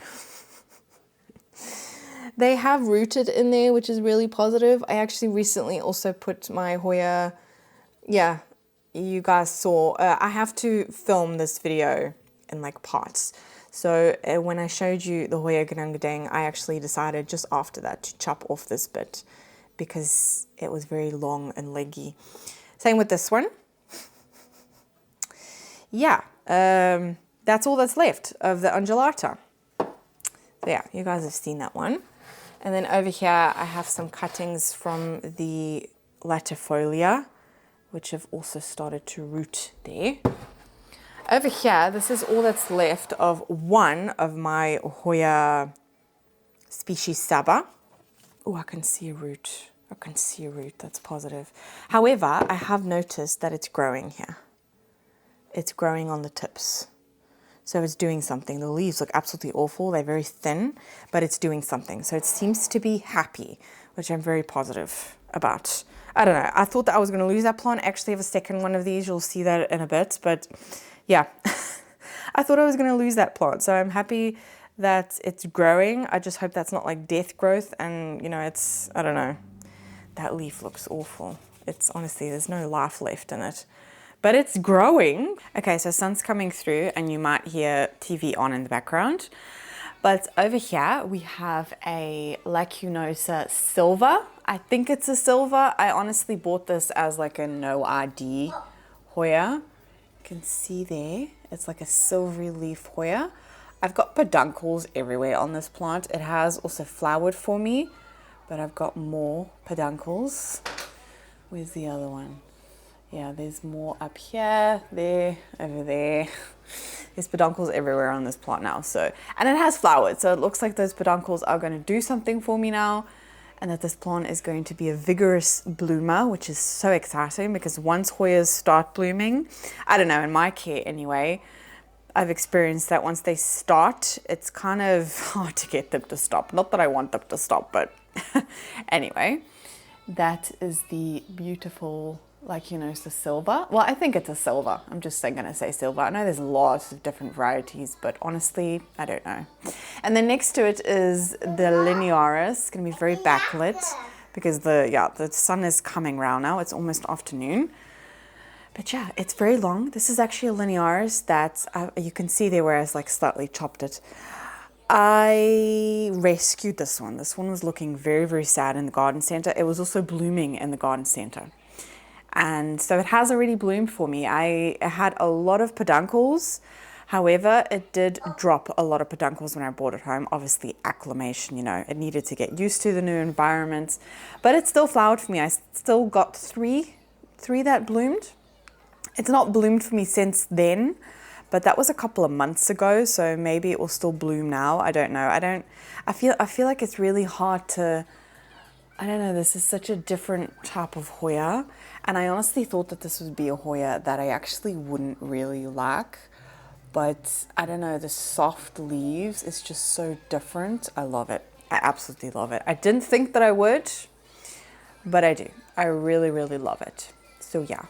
Those are those two hanging there. I'm gonna have to take a break in a minute because my camera is overheating, but up there is my very, very long string of hearts. I actually have the variegated and the regular one in there. It goes all the way. It's actually touching the back of the computer. You can see parts of it sticking out there. Yeah, I honestly chop this plant every couple of months and it's a little bit sparse at the top. I would like to not see the pot. So maybe I need to just restart it, but it's honestly such an easy plant. And actually, funny enough, I used to have this plant right in front of the window and it used to bloom for me like absolute crazy. I'm still happy that I'm able to keep it happy. The growth does look a little bit smaller, but ever since I also introduced grow lights into like the middle of this room, this whole room is lit up by grow lights now. It seems to be a lot happier and it's doing well. And then over here, this is my, what is this? Is this a epiphyllum or a ripsalis? No, I think this is an epiphyllum. This is the red tip, I think. Red something, oh my word. Yeah, I got this one because of the blooms, because I want it to bloom. It's grown a lot, as you can see at the back there. It's going insane, and it's actually not getting the best light. Let me move out so you can kind of see where it's situated. Yeah, it's right in the corner there. This plant is kind of blocking the light, but it seems to be happy there. It's doing well. It's growing really nicely. I don't know, it's really got that jungly look to it, doesn't it? Love it. Absolutely love it. The battery died, but I was just about to say, this huge plant here is the philodendron 69686.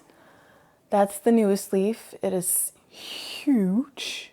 We recently did like a kind of weird chop situation because we can't put 2 moss poles there because it will hit the ceiling. So it's gotten like half an extension. But this plant doesn't climb very quickly, which, you know, it works perfectly for where it is. But I love it in that spot. I really do. It just seems so much happier. The fact that this plant has the absolute, you can see there, the longest doesn't matter because of where it's situated. So I'm really loving it in this new spot. It's just looks so nice, so lush. And yeah, I just hope, I have noticed that it has been climbing a lot quicker. It's also flowered for us a couple of times, so it's definitely like hit maturity, but you know, it's chilling up there. I'm loving it in its new spot, and it looks so, so good. Next to it, we actually have two plants here. Okay, I need to actually get up on the couch, otherwise I'm not going to be able to get in there. Okay, so we actually have two plants here. Over here, we have a pot sitting on top of another pot. So this is the philodendron neon. I actually rescued this one from my work. It was looking awful. It actually had root rot. I can see some new growth, so I think it's bounced back, but there's a lot of like still yellow. I don't know, it's still got some acclimating to do. It was a rescue, so yeah. But yeah, that's living on top of this epipremnum neon because I kind of want to, I don't know, I prefer the philodendron over the neon, so I might chop this plant up and like try and trade it or maybe sell it. I don't know. But I don't know if this plant does have like a special place in my heart. It's trailing all the way down there. I don't know. I'm having a hard time. And right now they're kind of blending into each other nicely. So I don't know. I think it looks really cute. But I definitely need to give this one a repot because it's getting very full and it dries out like crazy. I have to water this plant almost every 2 days. So yeah, those are those two. And then next to it, this is my philodendron Florida Beauty. It just gave me this leaf. So pretty. So, so pretty. I also got this plant at, oh, that leaf is so stunning. I got this plant at the Plant Lovers event for a really good price, actually. Well, I think it was a really good price. Here's another little leaf. It's doing really well. It seems to like this new spot. And it's just looking so nice and full. And oh, that's such a stunning one.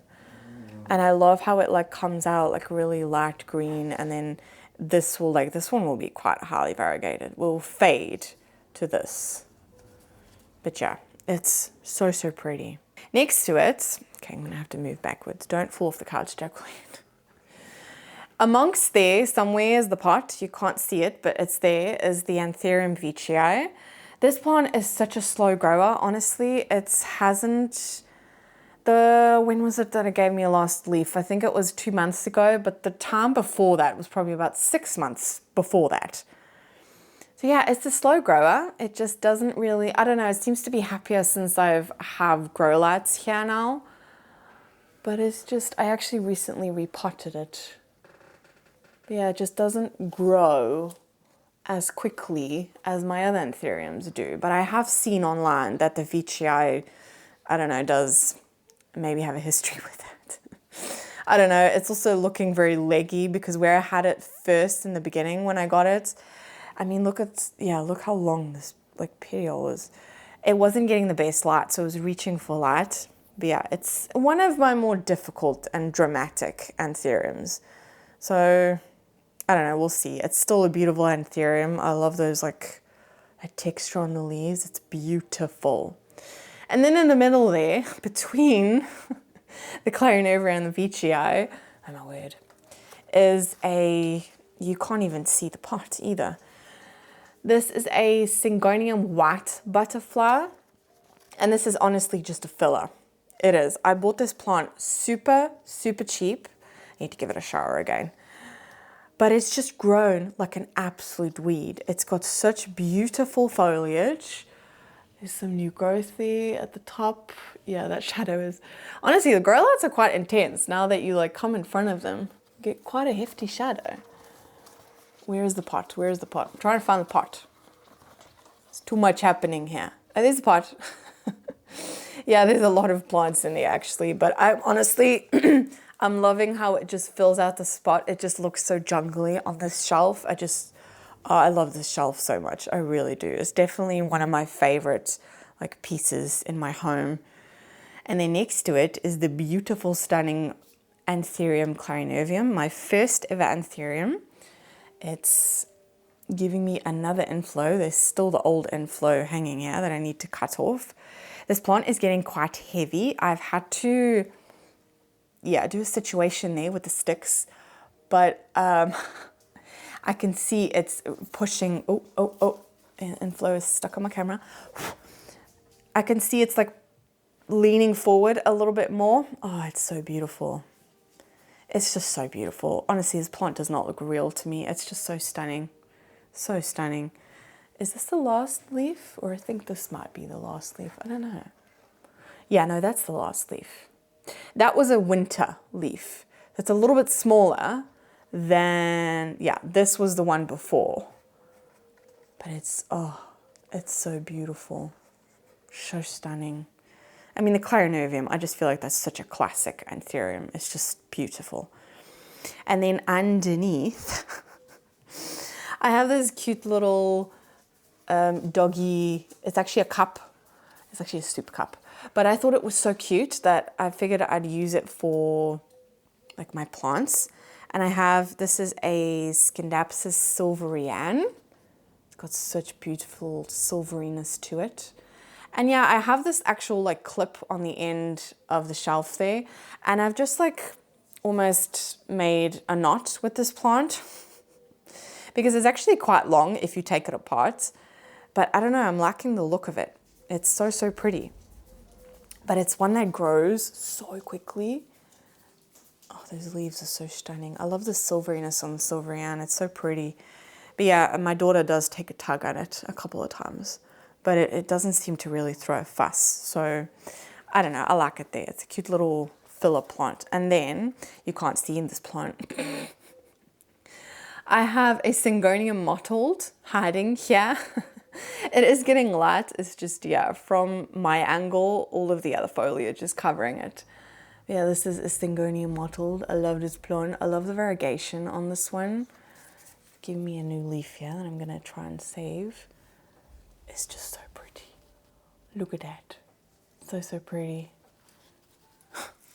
Yeah, this shelf is definitely a jungle, 100%.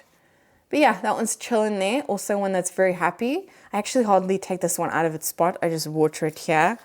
It's in like a terracotta type pot, so any water that does get into the bottom, the terracotta sucks it up pretty quickly. So I never overwater this plant. Okay, I need to get down. I'm gonna fall off my couch. This one, this is my philodendron medica, also one that I featured in my March favorites. That new leaf is stunning. This is a philodendron that looks very similar to the painted lady, but this is actually one that was made here in Belgium by a grower. I got it also at the Plant Lovers event. And yeah, it's one that they make themselves. So the variegation, it's a lot more variegated than the painted lady, and the stems are a lot redder than the painted lady. But I love this plant so much. It's such a stunning one. It's rooted so nicely in there. Like, look at that. I need to get it a cover pot. But I love looking at the roots. That's so satisfying. But yeah, it's chilling there. It doesn't have a moss pole. It's just on a cork pole for support. And it's so beautiful. I love it. That one actually used to live where the 69686 is now. Also look beautiful there, but I don't know. I like the look of that philodendron there. And I just think here as well, it also like, I don't know, I think it's a nice combination, you know? And then next to it, this beast, oh my word. I need to redirect these leaves on a regular basis because this plant honestly grows like absolute crazy. This is my philodendron belletier, oh, I just say Billy. It actually recently gave me this leaf. So this is a newer leaf. It's huge, but yeah, I need to move it up. I don't know why it's hanging down like that actually. I think this plant is starting to get quite heavy. It is one, as you can see, does not... Oh, Lexi, do you want to go outside? You want to go outside? You need to poo. You need to poo. Okay, come. Come. I'm not going to play with you. Go on, go outside. What's it? I'm not going to play with you. If you go to the toilet, go outside.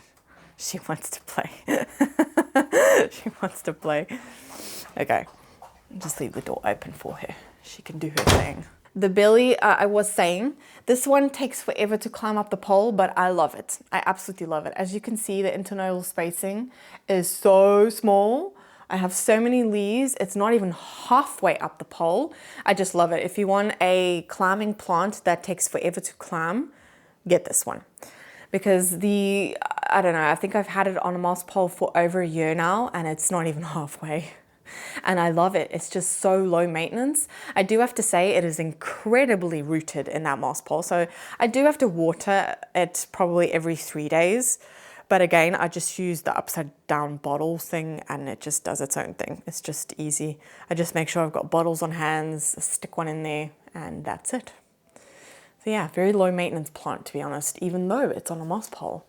And then behind there, kind of fighting for survival.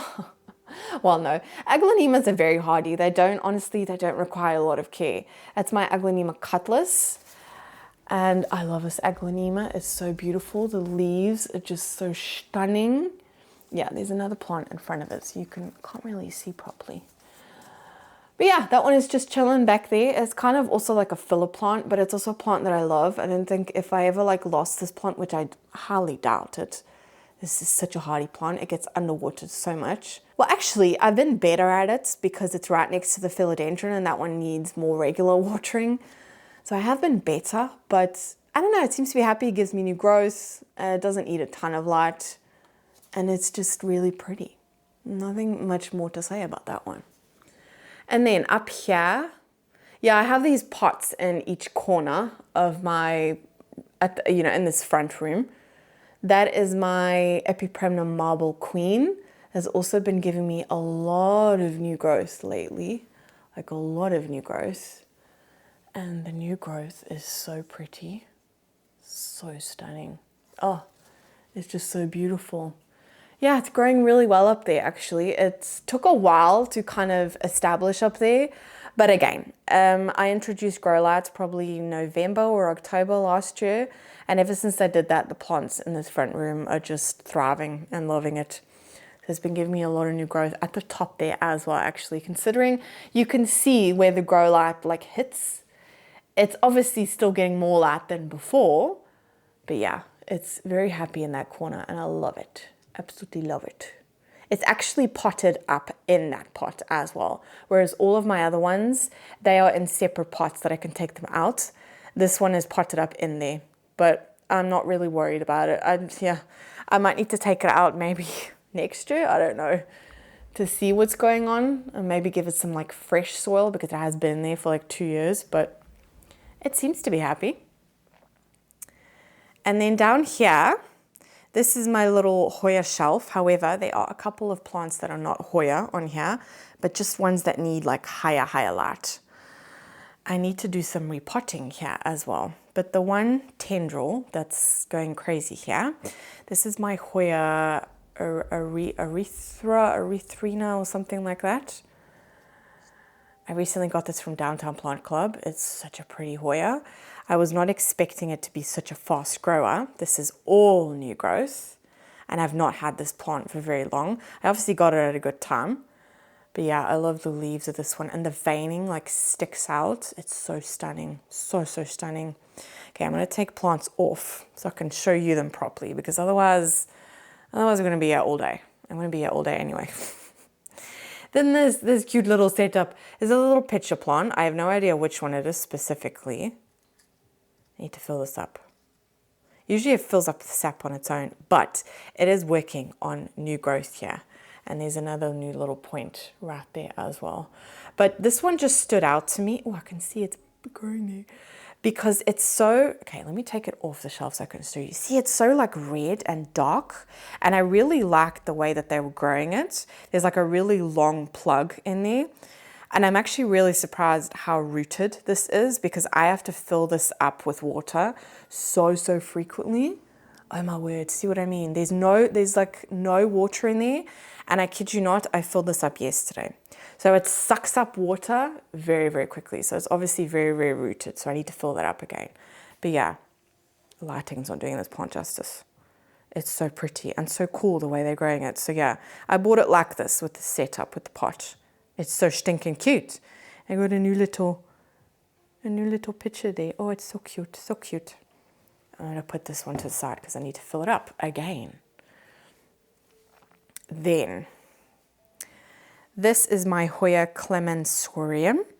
It seems to be, I don't know, that point there looks active. Yeah, when I unboxed this, I was a little bit disappointed. It wasn't anything like the picture. And I mean, I know you're not going to get the picture. I know that. But the leaves were a lot smaller. They're a little bit damaged. It's starting to sun stress a little bit because of the grow light. Oh, it's so pretty. But yeah, it's doing well. I can see fungus gnats. Oh yeah, look at that. Doing well. Can see some new root growth there, some there as well. Yeah, it's doing well. Honestly, this SANSI grow light, this is the SANSI 34 watt. If you have a look in my description, I have all of like the information links. I also have the discount code with SANSI. But yeah, this is the 34 watt. My Hoyas absolutely love it. They sun stress so beautifully in it. They just adore it. So I highly, highly recommend the SANSI grow lights for Hoyas. Highly recommend. And then some non-Hoyas. Look how pretty this is. Okay, let's move it away from the light so you can see how pink. Look at that. That's so cool. So this was actually completely green when I got it. You can kind of see like on the tips what color it was. And now it's sun stressed to this beautiful pinky color. It's stunning. And I've got it in this like little, I think this is satin or something like that. This little pot, I love it. I absolutely love it. It's so cute. So stinking cute.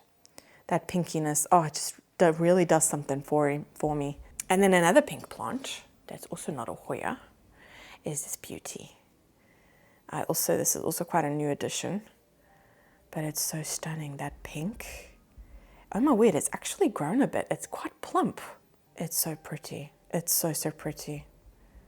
I love the pink. I just absolutely love it. It's in like this long pot. I want to repot it and maybe put it in terracotta. I think that will look really pretty, the terracotta against this pink. But yeah, I don't know. The pink is just doing something for me. It's so pretty. It's such an eye catcher. And then yeah, the rest is Hoyas. So over here, this one is also tendriling up the side there. Actually needs a bigger trellis, to be honest. This is my Pubicalyx Splash. I love the new growth. I love the new growth on this plant. Like, look at that. It's so, so pretty. Oh, it's beautiful.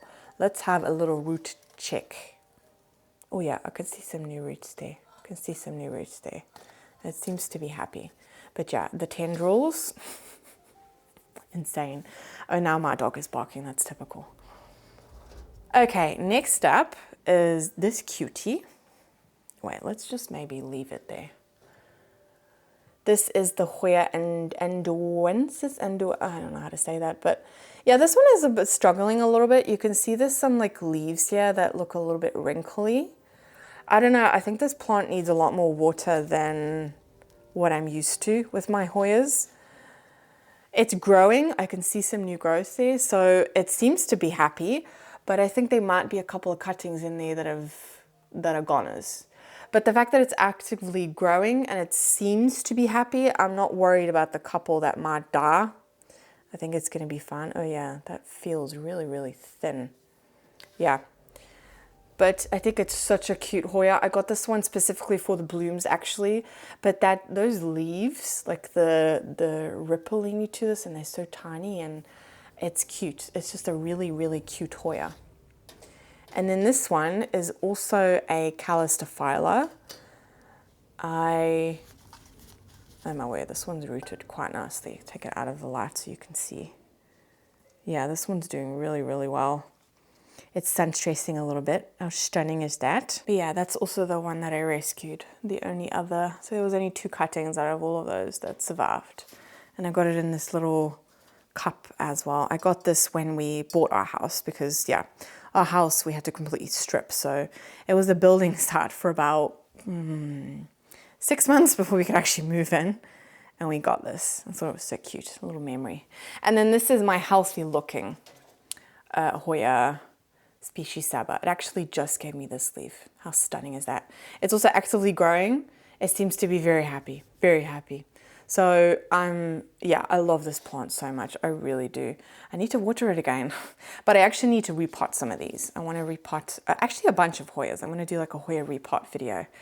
But yeah, oh, that new leaf, I just love it. And this one, yeah, this is what it's supposed to look like and what it's supposed to feel like. Nice and thick and robust, but I love this Hoya so, so much. And then over here, we have another Calistophylla. I actually bought this one for this giant leaf. I don't know which Calistophylla this is. It's just recently given me this leaf. It's so pretty. And there's another little leaf there and there. It's actively growing. Oh, it looks so happy. Let's have a look if we can see some root. Oh, I did recently water this. You can't see. Yeah. It's also in like a matte finish pot, so it's kind of hard to tell. But yeah, that's that one. I love that big leaf. Love it. It's so big. So I can put the other plants back now, but I'll do that in a bit. So yeah, that is my little shelf. This is, yeah, on the bottom. I do want to put plants there, but this is usually where I sit, and obviously my kids can also get to it, so I do have to think about that. But I like this little like setup with the light at the top. Hoyas absolutely love it. Love it, love it, love it. And then that is actually everything from this front room. Wait, no, it's not. No, it's not. What am I saying? What am I saying? I completely forgot about this front. Oh, I love this one on the TV. It's so pretty. Yeah, so this is my calyx shelf that we have under our TV. And honestly, this changes on quite a regular basis because obviously plants grow, and it irritates Mitch enough as it is that this syngonium, whenever we change the volume, some of the leaves are in the way. So I'm constantly moving it and like redirecting it. It's growing up I might as well start with this one. This is my syngonium elbow. It's growing up the side of the cabinet.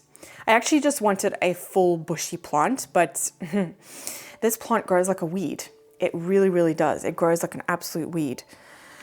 So yeah, I need to chop it up. I actually have a vessel down here that is, oh no, I need to fill it up with water again. It's completely rooted. I actually don't even think I'm able to get them out without breaking the glass.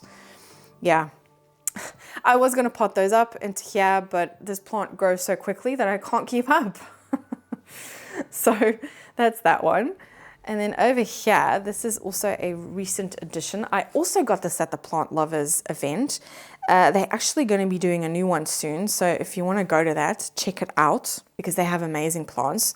But yeah, I got the Syngonium Frosted Heart. I've only ever seen this plant there. I love like the internodal spacing of this one.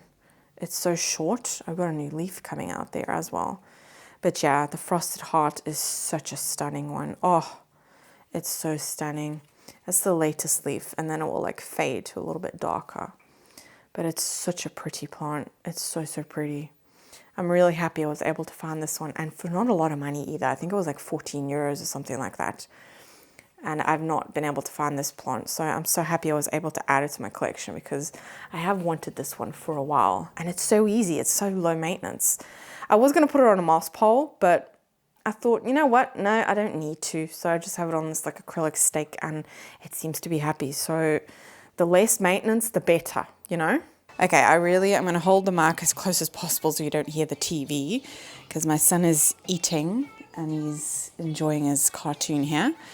But yeah, this is the Homonolima camouflage. I got this one to replace my Pictum tricolor because the Pictum tricolor was just growing way too slow for my liking, and I just wanted a plant with like camouflagey leaves, and this one does it 100%. The leaves are so pretty and like robust and thick. It's a vigorous grower. It really is. It's also quite a thirsty plant actually. I have to water this one quite frequently, and I recently repotted it as well. But yeah, that's that one. I love it. It's so pretty. And then here, this one is just chilling here. This is a Syngonium Pink Splash. But I need to find like a higher pot for it because I do want to keep it here. So it's just chilling here in its cup, but it's such a pretty one. There's like pink leaves. I absolutely love it. It's so, so pretty. So yeah, that's that one there. I need to get a cover pot for that. And then over here, this is the pink princess that I rescued is going to give me a new leaf, which looks like it's going to be stuck. Again, I always have to help this plant out, but it seems to be growing really, really nicely. I think that was the first leaf that it gave me in my care. Really, really pink variegation. But yeah, I don't know. It was a rescue, so I'm definitely going to keep it and keep trying. But it's growing a lot better than my first pink princess ever did. That one is actually living in the propagation room. You guys will see that as well. Over here we have a... Oh my word, why is it giving me 2 leaves at the same time? That's so weird. Wait, is this stuck? What is going on here? This is stuck. Huh? What happened? This must have gotten stuck. Oh, that must have been from that. That's so weird. Okay, that's very weird. There's a new leaf ready there, but okay. Yeah, this is the El Choco. This is my second one because the first one completely rotted on me. I don't know, this plant is not, it's a very slow grower, but the back of those leaves, the red, oh, I love it. It's just so pretty. But yeah, it's a bit of a drama queen for me. I don't know, it just doesn't seem to be happy in my home, so I'm still trying to suss that one out. Over here, we have a Veredaste. I swear, guys, I cleaned 2 days ago in preparation for this video, and look at the dust. It's ridiculous. Yeah, this is my Syngonium Red Arrow. I love the back of the leaves, nice and red. It's just like a really nice dark leaf Syngonium. It's grown really nicely. It's kind of trailing a little bit now. But yeah, I bought this as a little cutting, and honestly, it is a really easy one. It's very pretty. This was actually a plant that I said that I wouldn't repurchase if I lost it, but I don't know, I'm starting to, I don't know. It's just such a vigorous grower. It's so easy. I love the dark foliage with the red backs. I might change my mind on that one. But yeah, that's that one. And then over here, I'm going to make my way around the fan. This, oh, look at it. Look at it. This is my Epischia cupreata. It's flowering down there. Yeah, there's lots of, those are actually like little pups. I could cut those off and make a new plant. Oh, it's going to flower there as well. Yeah, it's a flowering moment for this one. I love this one. Just the pink leaves. It's like very soft. Oh, it's stunning. It's absolutely stunning. This was also my favorites video. This one has made my favorites video a couple of times actually. It's just like one of those plants that if I ever lose this plant, I'm going to be so sad because my mom found it in a garden center and I actually went to that garden center to go and get one myself. And I've never seen this plant again. I've seen other varieties of the Epischia, but never this one. And this particular one is just so, so pretty. Just those pink leaves. Oh, stunning. Just so stunning. So yes, that is the front of, well, just like under the TV, I mean. Yummy. Is it yummy? Yummy spaghetti. Okay, over here, so we have at the top of my cabinet here, this is my anthurium windlingeri, and it's actually going to bloom for me. I'm also waiting for new growth. I can see a lot of new roots in the pot. So it seems to be very happy, but yeah, it's working on that bloom, and I want to see if it does like that spirally thing, you know? So yeah, but it's very long. I love it. It's one of my favorite plants, definitely. Definitely. That one is definitely going to be on my favorites list for this year. I'm 100% sure of that. Up here, this is actually a rescue. So this is the anthurium I don't know how to say it, to be honest. But yeah, I rescued this one. We actually have 2 of these. I rescued both of them. They looked awful. They kept on getting thrips at work, and my colleague had enough of them. I wanted to throw them away, and I said, no, I'm gonna give it one more time. I treated it there again. I brought it home, and then I isolated it, and then I treated it again, and I haven't seen thrips since then. That leaf is stunning, and it's actually getting ready. It's working on a new leaf there. It's so exciting. Oh, I actually really like this anthurium. It's so, so pretty, and it's quite a fast grower because it's given me 2 new leaves. Like this leaf and the leaf that's working on there, those are already new, and I only rescued that maybe a month ago. So it's doing well. Yeah, some of the leaves don't look the best, but you know, they're still contributing to the plant. So I'm just letting them be for now. Over here, this is a Maranta lemon lime, also from my work. I think this was the first plant that I bought at my first day back at work. But yeah, I had also never seen this one in the garden center. When I saw one, I was like, oh, have to have that. That like those striking leaves. It's just so beautiful. It's gonna flower there for me again. Yeah, it seems to be very, very happy up there. It does its dance every day. It's just happy as can be. I've not repotted it. It's not browned on me, whereas other Marantas have, but yeah, seems to be very happy. And then over here, oh, look at that leaf. Look at that stunning leaf. This is my Luxurians Regal hybrid, or is it Regal Luxurians? I don't know which way around it is. Look, it's giving me a new leaf. Oh, that's so exciting. I have to be careful because it looks like it might need some help because it's covered by other plants.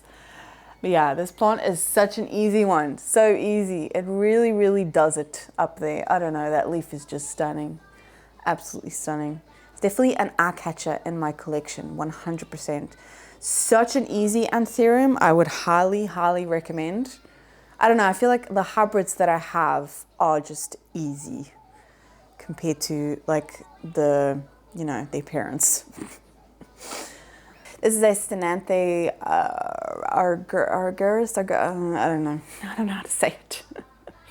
But it's very pretty. It's the only Sthenanthe that I actually still have. I used to have a Burl Marx, but that one had really bad spider mites and I did not feel like dealing with it at the time. So it ended up in the bin. But this one, I don't know, this one is so pretty. I really like this one. Again, it's got like a bluey, silvery tinge to it. So I love it. I love it. And then next to it, another like bluey, silvery plant.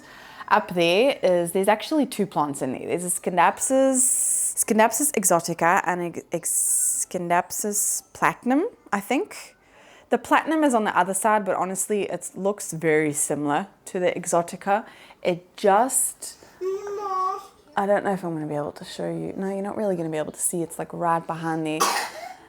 It's the speckling is just slightly different. But yeah, the exotica one is the one that trails all the way down my cabinet. Like it's almost to the floor. It's insane. So yeah, I do chop this plant quite a lot. And I don't know, the exotica is always such like a loved plant as well. It's so easy. I mean, those leaves are beautiful. Absolutely beautiful. And it's just, again, the Scindapsus is such an easy plant as well. It gets really, I mean, look at the size of that leaf. It's huge, absolutely huge. So yeah, that's that one up there. Nice trailing one. I don't know, I really wanted something next to the cabinets to kind of fill that gap. And it certainly did a very good job of that. It just looks so, so good. Okay, over here. So above Mitch's cabinet are also his plants. I'm going to show you this leaf because it's a beautiful one. This is actually the hybrid, the one that's like supposed to be the same as my one. But again, with hybrids, you never know. This is a new leaf and it looks completely different to my one. It's so pretty. It's got like a burgundy sort of tinge to it, whereas mine never had that. Mine was like almost black. And yeah, it doesn't have a lot of leaves anymore. I actually recently cut the edges of this one because it was really irritating me. It was like, he actually hasn't even noticed that I've done that. But yeah, it's got a new leaf there. It is quite a mature one. We bought them at the same time, but he took way better care of his than I did of mine. I don't know, it just also grew a lot better. It gave us a lot more new leaves. Just so yeah, but that new leaf is a stunner, isn't it? So beautiful. So yeah, that's his crystallinum hybrid. Gets front and center here. And then here, this trailing plant is a philodendron scandens. It's getting quite long. I have chopped this plant a couple of times actually, just for like cuttings for trading or selling or anything like that, because this one gets really pretty. I saw it, where was it? There was a leaf that really was like, wow. Yeah, this plant, oh look here, here's another one. Look at that, it's got like the dark edges and the, oh, it's really, sometimes it gives you like really, really interesting leaves. This one as well. That's so, so pretty. So yeah, I do wonder, is this actually the Brazil? There's another pretty one. I don't know, I think it's the Brazil. Looks like the Brazil to me. It's just, yeah, sometimes the leaves come out a little bit different. But yeah, that one's chilling up there. He really likes that one. I think he got this one the same time he got this Mycans. So the Mycans is definitely a faster grower because you saw how long that one was. And then you've got this one. But I've also chopped the Mycans. So I don't know, the Mycans is definitely a faster grower than the Brazil. I'm gonna do the shelf first. And then next to it is, the leaf is actually, he's actually turned it so that this leaf here can get light. But this is Mitch's Crystallinum regale. This is the mother plant where we took the pap off. And yeah, it's, I mean, this leaf used to be absolutely stunning, but that browning is due to underwatering, unfortunately. Anthuriums will very, very quickly do that to their leaves if you don't water consistently. I also have an anthurium care video where I explain more about that and like their care needs and all that. But yeah, that is 100% due to underwatering, unfortunately. Next to it is a beautiful, this is just a regular crystallinum that's just giving us that leaf. Oh, stunning, stunning, stunning, stunning. Yeah, this was just, I think I bought a crystallinum and there were about 4 pups in a pot. And this was one of the pups. And yeah, it seems to be really, really happy in this spot. The first leaf it gave us was unfortunately this one. I am starting to think, like, is this not? No, that's definitely a crystallinum. Yeah, it does have a hole there, unfortunately. That's the first leaf it gave us since we got it. But it seems to be one that sizes up quite nicely. It's doing really, really well. That leaf is stunning. And then over here we have the second bulb, whatever, however you say it. This one's looking a little bit rougher. Mitch wanted this one because he, I don't know, he likes the challenge.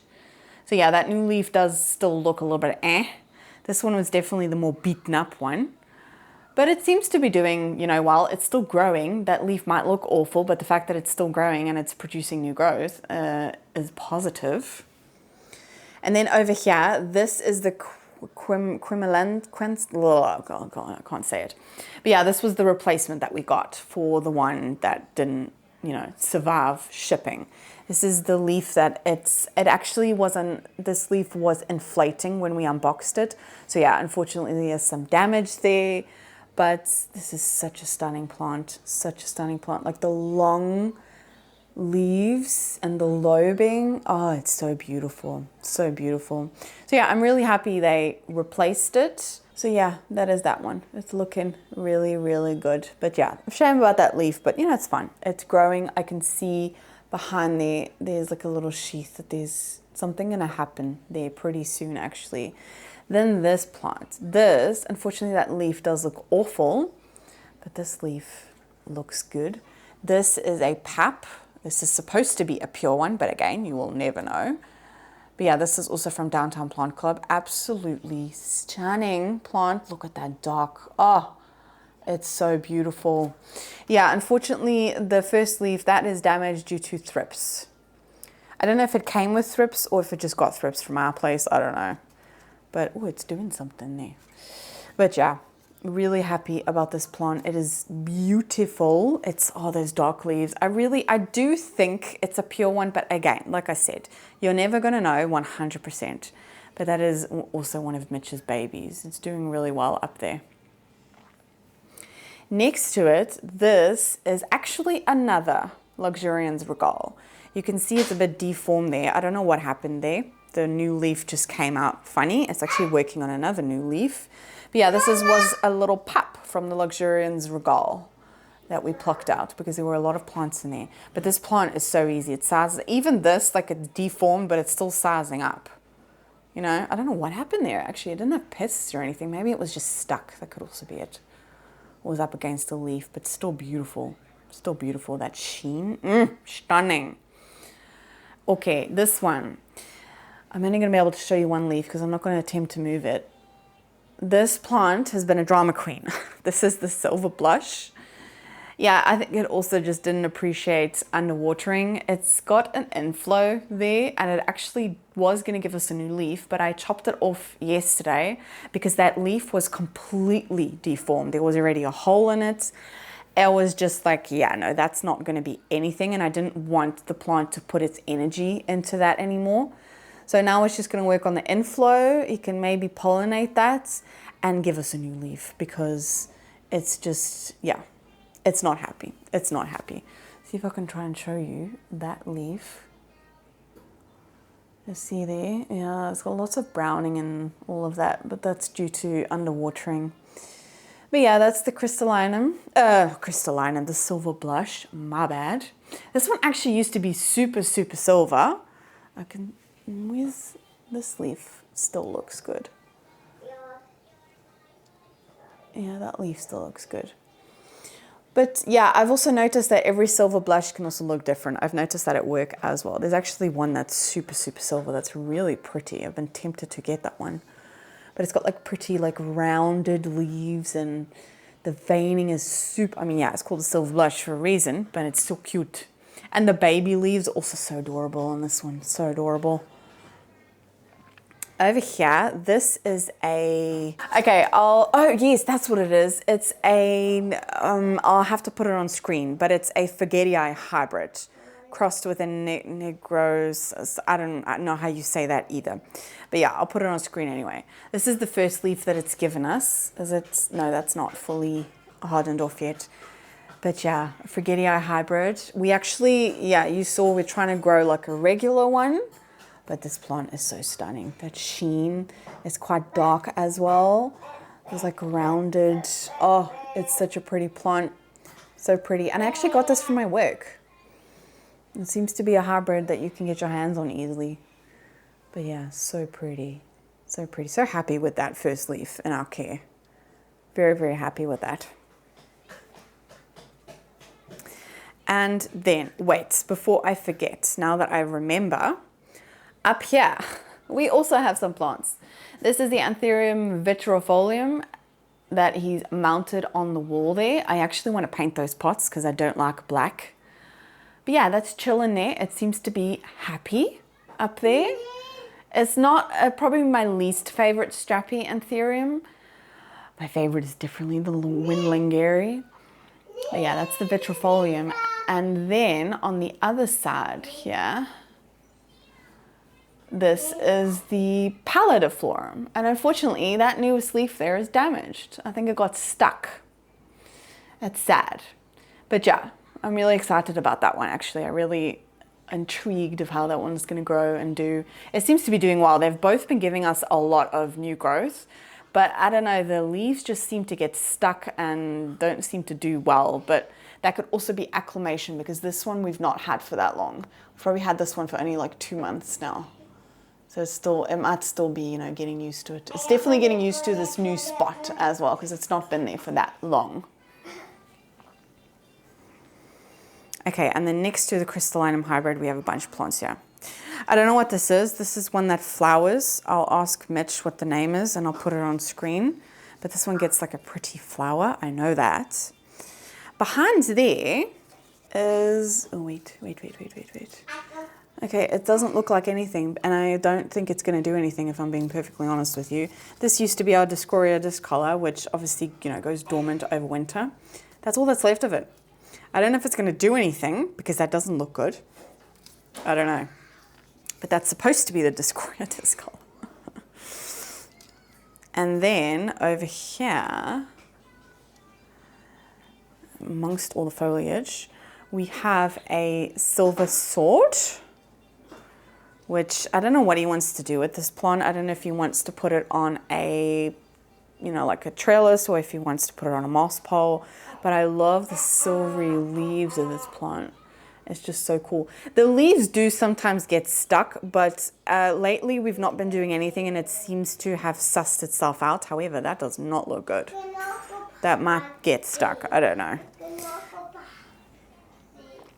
Back there, this is the plant that gets those like bat flowers. I'll put the right name on screen. I've also done some cutting here because they were so crisped up.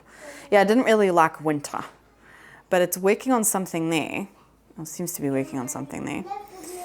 So yeah, that's that one, but it gets beautiful flowers, beautiful. And I actually also really like the leaves. The leaves also look really nice, but yeah, it's been going through something. I don't know, it just doesn't really seem to be happy. Hopefully now with beginning of spring, it's gonna be better. This is a Guinera Purple Passion, I think that's what it's called. And he recently gave this one a drastic chop because he wants it to be more full, and it's done the trick because it's starting shooting out everywhere here. Like that's new growth. Oh, it's so pretty. That like purple. Oh, yeah, it started shooting up here again because it was very long and he wanted like a more bushy look. And it's definitely done that just by giving it a chop. So yeah, it looks really, really good. And then, that leaf looks awful. But then again, so does this one as well. This is supposed to be a pure Forgetii. It's clearly not. I'll put it that way. It's not. It's not a pure Forgetii. It's some type of Forgetii hybrid. This damage here, this is all from thrips. Yeah, does not look good. But look at that. New leaf. That's so exciting. So yeah, this plant has also been a little bit of a drama queen. This leaf here also looks awful. But it's definitely, you can see, it's not, that's not a pure Forgetii. The pure Forgetii is completely round at the top. But yeah, not been a very happy plant. This was actually Mitch's Father's Day present from last year. It's been giving him a little bit of grief, to be honest. And then next to the cabinet, we have this grow light. This is a SANSI 34 watt grow light. I have it in this Ikea stand, which was really inexpensive. I think I only paid 29 euros for this.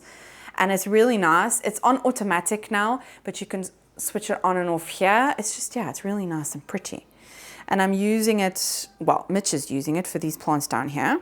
So we have the Alocasia. This is the Jacqueline. The proper name is Tandurusa, yeah. Unfortunately, we do have some damage there from the light. It was too close to the SANSI grow light and I didn't see it in time. It did actually also recently flower for us. It's full of Lexi's hair. Yeah, it's got like slight like hairs on it. Whenever Lexi passes here, it gets stuck on the leaves. This leaf is completely battered because of Lexi and because of the kids. So I just actually need to chop that off. But yeah, it recently flowered for us. It's living in pond. But it looks like we might get a new leaf there. So that's exciting. It's doing something, you know. It's been looking a bit scraggly. It definitely did not like the winter, but you know, I can see good signs there. Okay, behind this giant regal shield leaf, I'm gonna have to put the name of this on screen because I don't know, but it's the one that produces the, is it papaya fruit or something like that? Yeah. Mitch has always really wanted one. This is all like new growth that it's given us. I don't know why it's making roots there. But anyway, this is the mother plant that little, you know, that little cutting from in his cabinet. That actually just fell off. Oh, wait, did one of our kids pull that off? I don't know. I don't know what it is, but that's the mother plant that he's growing there. And it's also one that in the summer it can go outside, which is really nice. It does have some sparks, so I hope it doesn't damage the regal shield. But this beauty, look how big. Yeah, I do unfortunately see some damage here, and that is because the door, that's not the back door. That door actually leads into like a little mini conservatory, which is Lexi's room, and then the potting room. But in that conservatory is the door to outside, and that door is always open because of Lexi. And we go out here a lot. Obviously me in the potting room with Lexi. So yeah, this door gets open a lot, so there is a draft, and alocasias don't like drafts. So I can see some damage here from the winter. That's all that browning, but you know, it's not bad. Also, you know, also from passing by here a lot. This is also a plant that when it gets spider mites, I let it fend for himself and he deals with it. I don't know, it deals with it. It gets rid of it on its own. I just try and keep the leaves nice and clean, and that's like it. That is winter growth, definitely. There's a new leaf there that looks quite small, but it looks good. There's no damage on that one. That leaf is damaged because of my daughter. You can literally fit a finger in there because she was fiddling with it while I was unfurling at the bottom. But yeah, I have this one growing in pon and semi-hydro from the coarse palm from Soul Ninja. Yeah, that's it. But I love this plant. It is so big. I love the backs of the leaves. It's just such a stunning one. Such a stunning one. I really want the variegated version of this one. Really want it. It's just so beautiful. It looks magical, the variegated version. But I will never ever get rid of this one. Never. It's just one of those plants that I will always, always have. And then this is the chaos that is the kitchen island. It looks like this pretty much all the time. It's actually looking pretty good. This is the watering station that kind of lives here permanently. I have some plants in here. Yeah, I've already shown you the tequila sunrise from my cabinets. This is a new addition. So I'm actually going to show you with the new leaf because it's such a stunner. There is a little bit of damage, but that's normal. This is the philodendron gigas. We got this one to replace the melanocrasum because the melanocrasum, that one's gone. Oh, that leaf is so beautiful. It's a drama queen of a plant. The leaves kept on getting stuck. The leaves were sizing down. And then we heard about the gigas, and they were actually, funny enough, doing I wrote that on there at work. They were doing a deal at work where you could get one this size, because it's only given us one new leaf since we've had it, for $9.90. Like $9.90? Are you kidding me? That's absolutely amazing. So yeah, we had to get one. It's just, oh, even the backs are beautiful. It's just such a beautiful one. It's one that also, you know, the petioles are not long. The internodal spacing is also actually really good. We do want to get this one onto a moss pole, and we're definitely going to be doing that. But yeah, I was so excited about this one. I feel like this is going to be like a joint plant because, oh, it's just so pretty. I really wanted one, and so did Mitch. So I think we're going to put it like somewhere where we can both keep an eye on it. I'm probably going to have to keep an eye on watering anyway because he's not that great with that. But anyway, I don't mind. I really, really like that one. And then this is pretty much the spot where I put all new plants to kind of let them acclimate into our home when I get them. In here, I don't know which begonia this is, but I'm sure I can find the name on the internet. But I rescued these two from my work. They were actually just stumps, and all of that is new growth. It's such a pretty one. I'm gonna take it out so I can show you guys because I think it's so stunning. Like, look at that. It's so beautiful. Come on, focus. There you go. Like, look how stunning that is. Yeah, I want to actually grow this one in this terrarium. Both of them, actually. I want to repot them. I'm just letting them be now. There is a hoya, but I'm thinking of closing that. But yeah, I don't know. I thought it was a really cool begonia, and it's a cane begonia, and I usually have good luck with them. Yeah, we'll see. We'll see what happens. Here is another little rescue. This one also had no leaves when I rescued it from my work, and yeah, it already has a bunch of leaves. I think this is the Ficus Belize. It's got like the pinky, oh, that leaf is beautiful. Yeah, I'm not really one for ficus, but I couldn't throw this one away. I just couldn't, like it wasn't in me. So I decided to rescue it. So that's why it's standing here. Then this, that's what that is. Oh my word, I'm not gonna attempt to try and say that. Yeah, I wanna do my first ever Q&A. And I'm going to be making like a little mini cactus garden thing, and I want to do it with these cacti and maybe my variegated one, the pink one, and put that one in there as well, and make like a little cactus garden while I do that Q&A. So I got these. This one is fluffy. It is sparky, so if you do get this one, be careful, but you can't touch it, but it's like hair. It's so cool. I don't know the names of any of these, so I'm just going to show you if anyone knows. But I thought it was really cool, really pretty. This one as well. Yeah, these were just all in like mixed trays, so they don't have any ID, but this one is really pretty. This one was actually starting to flower. It has dropped them, but this one gets really pretty like white little flowers. And then next to it, these are two Hoyas that I recently, Noriza went to go and pick these up in the Netherlands from me from the Bosrand in Oostgeest. This is a Hoya rotundiflora. So, so pretty. It's got like little hairs. It's already growing quite nicely. There's quite a couple of cuttings in there. But I just love the shape of these and the hairs. I don't know. It just spoke to me in the moment there. But actually she went there because last time I was there, I asked if they ever get this plant in.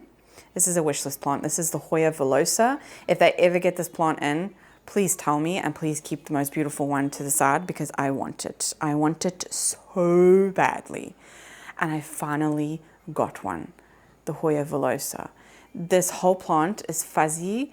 The new growth is so stinking cute. I just love it. I absolutely love it. I cannot wait to repot this. Yeah, I think my next video will be a Hoya repot video, but it's got like a really nice tendril. Even the tendrils are fuzzy. It's just so cool. I just absolutely love it. So yeah, stunning, stunning Hoyas. Absolutely. Oh, it's just like, it's so fuzzy. It's so fuzzy. I didn't know it was fuzzy until I physically got it because I fell in love with the foliage and the blooms, but the fact that it was also fuzzy on top of that, just win-win. Win-win-win for me.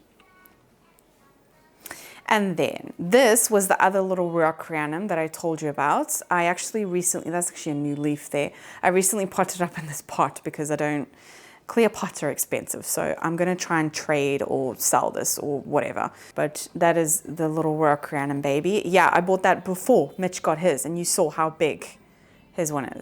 It's just amazing. And then this one here, this is one that I've been dreading to, foliage is getting in the way.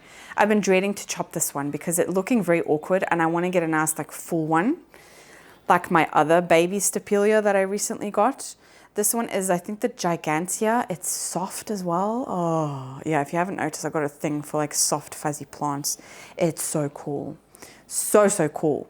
But yeah, I want to chop these and get it looking nice because it's looking a bit awkward now. But this one also gets stunning flowers.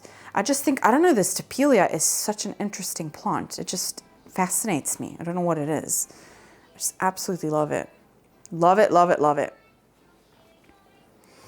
Okay, over here, this is the Raucrianum dark form. And this is going to be my baby. Oh, look at how dark and beautiful it is. Yeah, this is a plant that I got for free from Downtown Plant Club. I think it was with every order. I'll show you that plant next, which plant that I actually bought. And I got this one for free with it. It's going to give me a new leaf there, which is so, so exciting. But yeah, I really need to repot this. I've had it for about a week now, so I think it's acclimated fine. Well, I always say that I do that, but it is mainly actually due to just time, that I just don't have the time to repot them straight away. Otherwise, I probably would. But it's stunning. The dark form, it's beautiful. So beautiful. And then this was the plant that I actually bought. This is a wishlist plant. This is the squamifale, I don't know how you say it, red. It's got these beautiful red, what is this called, petiole. They're fuzzy as well. The leaves are so dark. Oh, yeah, this is a wishlist plant, major wishlist plant. I'm so excited about this plant. So excited. I'm still on the fence on what I'm going to do with it. I'm going to put it on a moss pole and I'm going to leave it like this. I don't know. I think for now I'm just going to repot it and see how it grows. But I just love the red. There's just everything about this plant I love. So yeah, that's the one that I bought. That was at my first plant market. I was so happy that I saw this one. It's stunning. And then another plant that I got at the plant market. This is an anthurium. I'm not going to try and pronounce it. It's that. Spectable. Is that the race? Spectable. Is that the way you would say it? I don't know. This is from Curious Plants. Anyway, my gimbal is being very funny today. It's typical when I'm filming my houseplant tour. Look at the new leaf. Look at that. Yeah, this is another pendant anthurium, and I did not know about this one. So when I saw it, I was like, oh, I'm intrigued. He showed me a picture of the mother plant, or was it the mother plant or was it his plant? I'm not 100% sure. I don't know what its problem is. Doesn't seem to want to do it at an angle. But anyway, yeah, I was very, very intrigued. I love pendant anthuriums, so I wanted to give this one a try. So yeah, it was kind of a little bit of an extra. This one, okay, this is a plant that I should have put it. Actually, this plant was on my wish list, but I never added it to this year's wish list because I never really thought I was going to get my hands on it. This plant, whenever you look it up online, it's super, super expensive. This is the silver sword variegated. And yeah, I just never thought that I was going to be able to get my hands on this plant, to be honest. It just was one of those plants that was always expensive, always hard to come by. I saw it at my first plant market and I was like, are you kidding me? And the price was just insane. It was 25 euros for this one. This is a new leaf since that day, and that was a week ago. It's already going to push out a new leaf. I just think it's so stunning. The silveriness with the variegation, it's such a beautiful silver. I don't know. It's just such a beautiful specimen as well. So yeah, I'm so glad about this plant. I'm so glad. I have so many plants on here that I'm so excited about. I just cannot wait to fiddle with them. I cannot wait. I just haven't had the time. But yeah, that's that one. Then this beauty, this is actually one of Mitch's plants. So this is a staghorn fern and he recently mounted it. We're actually going to hang it up over there above the frame there. That's a picture of, yeah, Mitch chose that picture. So that wall is also going to become his territory. He's slowly making his way around. Yeah, he's going to hang that one up there. And I don't know, I think he's done a really good job of mounting it. There's actually two in here, but he's put something like extra in here to keep it moist. I don't remember what it was. I think it was like, I don't remember what it's called. It's some type of film or whatever. So it hopefully stays moist, but it just looks so beautiful. I think it's going to look so stunning when it's mounted. So stunning. And then over here, so this is my ZZ Raven. This is also one, I think I got this in January. Yeah. And I love this one. I've wanted a ZZ Raven, honestly, for such a long time. And I've just never, I have found them, but they've either had pests or not looked very good or, yeah. So when I saw this one, it was on a plant sale, I think in a garden center. I just had to get it. It's in this cute little pot with the bunny. I just love it. It's so cute.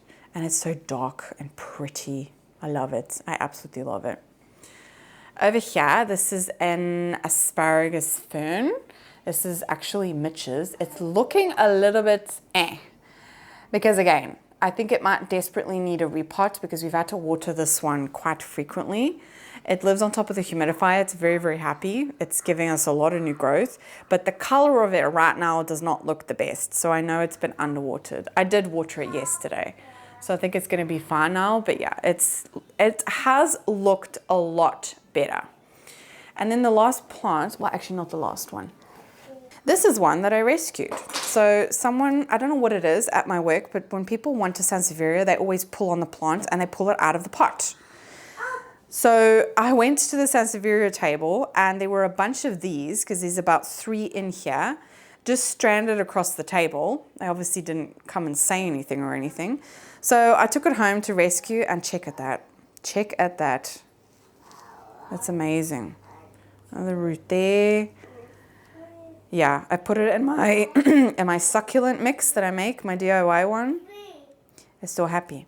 It's doing so well. It's picked up so nicely. I love it in this pot as well. This is from Alho. It's made of recycled waste from the ocean. So every pot is unique in itself. But yeah, I love it. I love it, love it, love it. And it's doing really, really well. And it's just living there. Seems to be happy. It's obviously not getting the light that I think a Sansevieria needs, but it's doing well. It's rooting there. It's happy. This one was one from my most recent unboxing. It had a bloom, but that's already fallen off. This is actually an indoor plant. So Empatians neamiensis. Geez, what a name. What a name. Yeah, this one, the flowers of this one, absolutely stunning. I'll put the picture on screen that I put in that video, but it gets the most beautiful flowers. And yeah, it is an indoor plant. It actually can't, it can go to 12 degrees. So yeah, it's not one that you can put outside. So in the summer, we can put it outside, but right now it's one that has to stay inside. But the flowers of this one is beautiful. And then this one, this is not a house plant, but Mitch has left it inside to kind of give it a jump start. This is the Capparis spinosa, also from my last unboxing. Beautiful flowers, beautiful. The leaves are also kind of pretty. They're kind of cute. They're kind of cute. But yeah, beautiful flowers. I can see some new growth here. So yeah, he's just kept it inside to give it like a jump start because it's actually really nice and sunny today. Like it's blue skies, beautiful weather, but the wind is freezing. It's freezing. Yeah, sorry about all the waste there. That's like we've been chopping our bamboo. So yeah, that one is gonna go outside at some point, but it's a little bit too cold and it's just gonna shock if we put it outside now. Over here, this long, yeah, we still have a Christmas tree. I don't have a heart to, I don't want to throw it away. Like you pay 60 euros for a Christmas tree, you don't want to throw it away. It's happy, it's growing. It's just, yeah, maybe not part of the tropical theme that we have going on the terrace, but anyway. And saying that, we have like over there, a palm tree. And in the background, we have bananas. But yeah, it will blend in on its own, you know? It's our own version of a cuckoo garden. Yeah, over here, I have my Cebu Blue. Just also one, it's like mainly a filler plant. I've just lately not really been loving the Cebu Blue, if I'm being honest. I don't know, you would think the silvery leaves that I would like that because I've got a thing for silver leaves, but I don't know, this plant has just been boring me a little bit lately. It's still very pretty, like I do like it, but just, I'm gonna be honest, you know, lately it has just been boring me a little bit. But yeah, that's that one there. And then over here, this beautiful one, I actually want to get this one on a shelf. Oh, you're not going to be able to see. It's like focusing on the back. This is my Campii, also known as, what is this also known as? I'll put it on screen. Lynette, is it Lynette? I think. Yeah, this is a spider mite magnet, this plant. It continuously has spider mites, but honestly, I've kind of gotten used to the damage. It grows very quickly. It gives me probably about 2 leaves a month. It's a vigorous grower, but yeah, it just doesn't, I don't know. It needs to come off there. I want to get it like on a shelf. I think it's going to look a lot better because I can't appreciate the beautiful leaves. Like I see if I can, I don't know, I just can't appreciate the leaves from this angle. You know what I mean? I'm sure you know what I mean. I want to get something hanging there. And then we have this corner. This is my Alocasia corner. There are some like other plants, obviously. On this little white cabinet here at the front is non-Alocasia. This cabinet is used for moss poles because I can keep an eye on it. This is my dubia. And I'm gonna try so you can see properly because yeah, there's also a window on the other side, so it's really hard to show you. But yeah, this is my dubia. It's growing nicely. And yeah, it's just chilling here. I actually want this one to stay like this. I don't want it to go to mature form because, I don't know, I really like the look of the leaves now. And I know once it gets bigger, the petioles start getting longer. It doesn't like stay nice and compact. This is obviously, it's like shingling form. It's a juvenile form. But I just think it's so pretty, so I don't really want it to change. But obviously, you know, it's a plant, it's going to continue growing. These are my little bottles. I made like miniature ones for these 2 plants. These are 2 like import plants. I'll put the name on screen because they're both Rhaphidophora, but I never know which one it is. But look at that new leaf. That's the first leaf in my care. It's working on a new leaf there. I'm just waiting for that node to, you know, come out a little bit more and then I can attach it to the pole. But it's such a pretty one. I'm so happy with that first leaf in my care. So happy. So yeah, it's such a beautiful one. It really is. And then the other one, oh yeah, I have this. I only use this with my giant Alocasia zebrina. And then there's this one, which has just given me that leaf, and it's already working on another leaf there. but I can see, ooh, there's a root going in there. I'm going to be able to attach this to the moss pole pretty soon. But yeah, this is another Rhaphidophora, but I love the potential of these two. I'm very excited about these two. And then this big plant looks very sad. Oh, this leaf is actually going to die off. Yeah, that leaf is definitely going to die off. This plant looks very sad. This is my Alocasia zebrina. I don't think it likes this spot anymore. We do get, yeah, this leaf is also going to die off. There is a lot of new growth. You can see there's like two, I mean, there are two plants in here, but there's two new leaves that are going to pop out there. But yeah, it's just not happy. There's a lot of this going on, and I do think that's because of the window, because I have been opening the window more, and Alocasias obviously don't like drafts. Yes. But yeah, I don't know, it's looking kind of awkward right now. This is way too big for it. I need to get a smaller version, but it's all I've got, so I'm trying to work with it. And I'm going to show you, this is all Alocasia, but the other non-Alocasia in this corner is this beautiful plant. Ooh, look at it. That is my newest leaf, and it is massive. Look at it. Oh, this is the majestic. Oh, I love this plant so much, so much. Look at the backs. Oh, this is a hybrid of, what is it? The Soderoi and the Verrucosum. But it's just such a stunner. Let me move back so you can get this whole plant. Just look at it. Oh, it's so beautiful. It loves that spot. I actually put that there because I was cleaning and I didn't put it back, but it looks so nice there. It loves that spot. It gets light from the grow light here at the top. That's a SANSI 34 watt. And it's just so happy. It obviously gets light from, you know, the windows. This is a north facing. These, well, not this window, but the one behind me. This one here, that's north facing. But yeah, it's such a beautiful plant. That new leaf is absolute perfection. I just love it. I absolutely love it. And then the Alocasias. This is all Alocasias, my babies. Probably not the best spot right by a window. Like I said, they don't like drafts, but you know, I wanted to give them a nice big spot. So they're just gonna have to get used to it. But anyway, this is my silver dragon. I recently repotted it and I put it in this vase. Oh no, I see a lot of rotting. You see that? That's rot. That's a new root. That looks okay. Is that new? I don't know. I don't know, it's just not looking, I don't know, I don't like that I can't. That looks yucky. Like that looks really yucky. Because I can't rinse it. It used to suck up water so much quicker as well, so I think there's rotting going on here. I need to have a look at this plant. It's bloomed for me a couple of times as well. It's not been giving me new growth lately. I think this was the last leaf and it looks very deformed. But yeah, silver dragon. Love it, absolutely love it. It's such a beautiful Alocasia, so beautiful. I've always had this one in my collection, always. It's one that also produces corms, like absolute no tomorrow. It's, yeah, I just need to give it like a different setup, I think. Over here, this is my Alocasia cuprea. Okay, camera had to cool down. But yeah, I was showing my cuprea.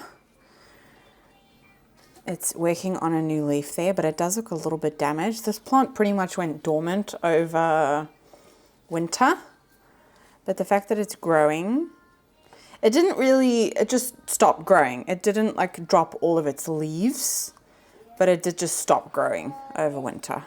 But it seems to be doing really well. It seems to be happy now. It's actively growing, so we'll see what happens. This big one here, this is my Gagayana aurea. That is its most recent leaf. Yeah, this plant did not go dormant over winter. This one just kept on growing and growing and growing. It's so beautiful. This is the latest leaf. It's still inflating a little bit, but oh, it's so stunning, so stunning. I really need to repot it. It's living in pon. It's a mixture of like coarse and fine pon. it grows like absolute crazy. I can see there's actually a little corm. Do you see that? A little corm there that's gonna shoot out.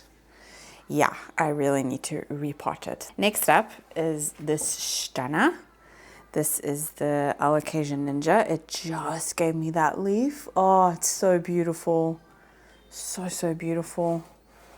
Yeah, it seems to be very, very happy since I've put it in soil. But yeah, it's just so stunning. Let's have a little rootsy look. Oh yeah, seems to be very happy. Very, very happy. So I'm very happy with it. But yeah, that first new leaf, beautiful. Then over here, one of my babies, one of my absolute babies. This is my Bambino Pink. This is the first leaf it gave me in my care, and I just love it. I just absolutely love it. I think it's so, so pretty. It's still in its original pot, but I do have to say I have to water this one quite frequently, so I do think I need to up pot it. But it's such a pretty one. Such a pretty one. I just love the pink variegation. My first pink variegated plant, and I have to say it does not disappoint. It's just like really pretty light pink. It's so cute. It's so, so cute. Next to it, this is the Pseudosandriana. It's actually looking a little bit bleached. I keep on having to move this plant to kind of shadow this one because this one does not like the harsh light. This one prefers lower light conditions. It's just recently given me this leaf. It's a little bit smaller, but that's because I repotted it. But this is still inflating a little bit. But I do know that it's very rooted in here. Yeah, check it out. That's amazing. I need to uppot it. Oh no, you stuck. But yeah, that's that one. Love it. Absolutely love it. I cannot wait to watch this one get nice and big. But I obviously need to put it in a big pot to let it do that. Over here, this is my Fradic. That is the first leaf it gave me since the winter, because over the winter it didn't give me any new growth. And I have to say, does not disappoint. Absolutely stunning. It also had spider mats just before the winter. So that one also, yeah, it did shock it a little bit because the growth was so much bigger. But I'm glad, you know, it's got 3 leaves. This one does seem like it might be on the way out. But the variegation of this one is so beautiful. I just love it. It's stunning. It's living in pon. It seems to be happy. It's still actually in the coarse pon. I'm actually changing this out for finer pon. I just find that alocasias prefer it, but it still seems to be happy in there. So I think maybe the next time I repot it, then I will put it in finer pon, but it seems to be happy. But I think it can be happier. My son is trying to talk over me because he doesn't understand that I'm talking. Yeah, anyway. And then this one hiding underneath the canopy of all these alocasias is one that I have to keep there because otherwise it just doesn't do well, is my Merlot. I'm going to take it out so you guys can see it. But yeah, this one is one that does not like highlight at all. It bleaches almost instantly. But it's such a pretty alocasia. It's so pretty. And look, it's finally doing something. Finally. All winter it didn't do anything. It's given me a lot of new roots. You're not going to be able to see it now because I just recently watered it. And it's in a matte pot. But oh, that texture is so beautiful. But yeah, I've always only had like 1 leaf at a time, but it's doing something new. So I will keep you updated on that, of course. But yeah, it's living down here. It's in the shadows because it doesn't like this strong SANSI light. Then over here, this is my, this is the Mycorrhiza Splash, this one. And it's such a beautiful one. Oh, it's such a beautiful one. It's sizing up really nicely now. It really likes the SANSI light, really likes it. I probably need to uppot it. It's in quite a small pot, but it seems to be happy. It's still sizing up really nicely. So yeah, I'm so, so happy with that one. I bought this one as a teeny tiny little plug. I've had it for over a year now and it's grown quite nicely. It did go through a little bit of like an acclimation period. I had it in coarse pon and it did not like it at all. I took it out of there. Now I have it in soil. That's actually a DIY Alocasia mix and it seems to be happy now. So I'm letting it be and leaving it in soil because it just seems to be the happiest that way. Then over here, these are like alocasias that prefer a little bit like more lower light. That's why they're further away from the grow light and they're living under like the canopy of other plants. Over here, this is my longiloba purple. This leaf actually looks better. This was the first leaf that I got it with, but this one looks a little bit bleached. It doesn't like the highlight. It was in my cabinet. It's not been here for very long. But yeah, this is definitely a very, very sensitive alocasia. It's got very thin, long stems. And yeah, it just doesn't, you got to be careful with this one. It's just a sensitive one, but it is such a stunning one. That long leaf. And then over here, I recently watered this. Just checking there's no water in there because the black velvet does not like that. Yeah, this is my black velvet. It's finally out of dormancy. It was a stump. It dropped all of its leaves. It did also just before the winter have really bad spider mites and it just kind of shocked. But this is my first leaf since then. It was definitely the one alocasia that was in dormancy for the longest. But it seems to be happy, again, living underneath the canopy. Because this one is also one that will bleach very, very quickly. But such a stunning alocasia. It's so beautiful with the red backs. Beautiful. So yeah, seems to be quite happy there. And then down here, this is a plant that is on the way out. It's just irritating me so much. Yeah, that leaf is also a goner. It's rooted in there. This is a little baby Watsoniana, but it's just not happy. It's definitely rooted in there. I need to water it probably again. I don't know. Oh, that was my dishwasher. It's just, I used to have two in here actually, and the one completely died. So yeah, I don't know. That one is on its way out. It's irritating me, and oh dear, I need to water. Oh, those roots don't look good. This is what this plant always does. I don't know. Anyway, yeah, Watsoniana might be on its way out. I have more babies, but I don't know, that one's just not doing very well. This is my Mitchellitziana, well, one of the Mitchellitzianas. I have the other one here. This one's like completely turned to the window. That one's got a nice big leaf, nice big leaf. Yeah, this one is turned to the window. I've got one growing in soil, and I've got another one growing in pon, as an experiment. Because I've struggled with this plant so much, and I just really want to try and grow one. I want to try and grow one.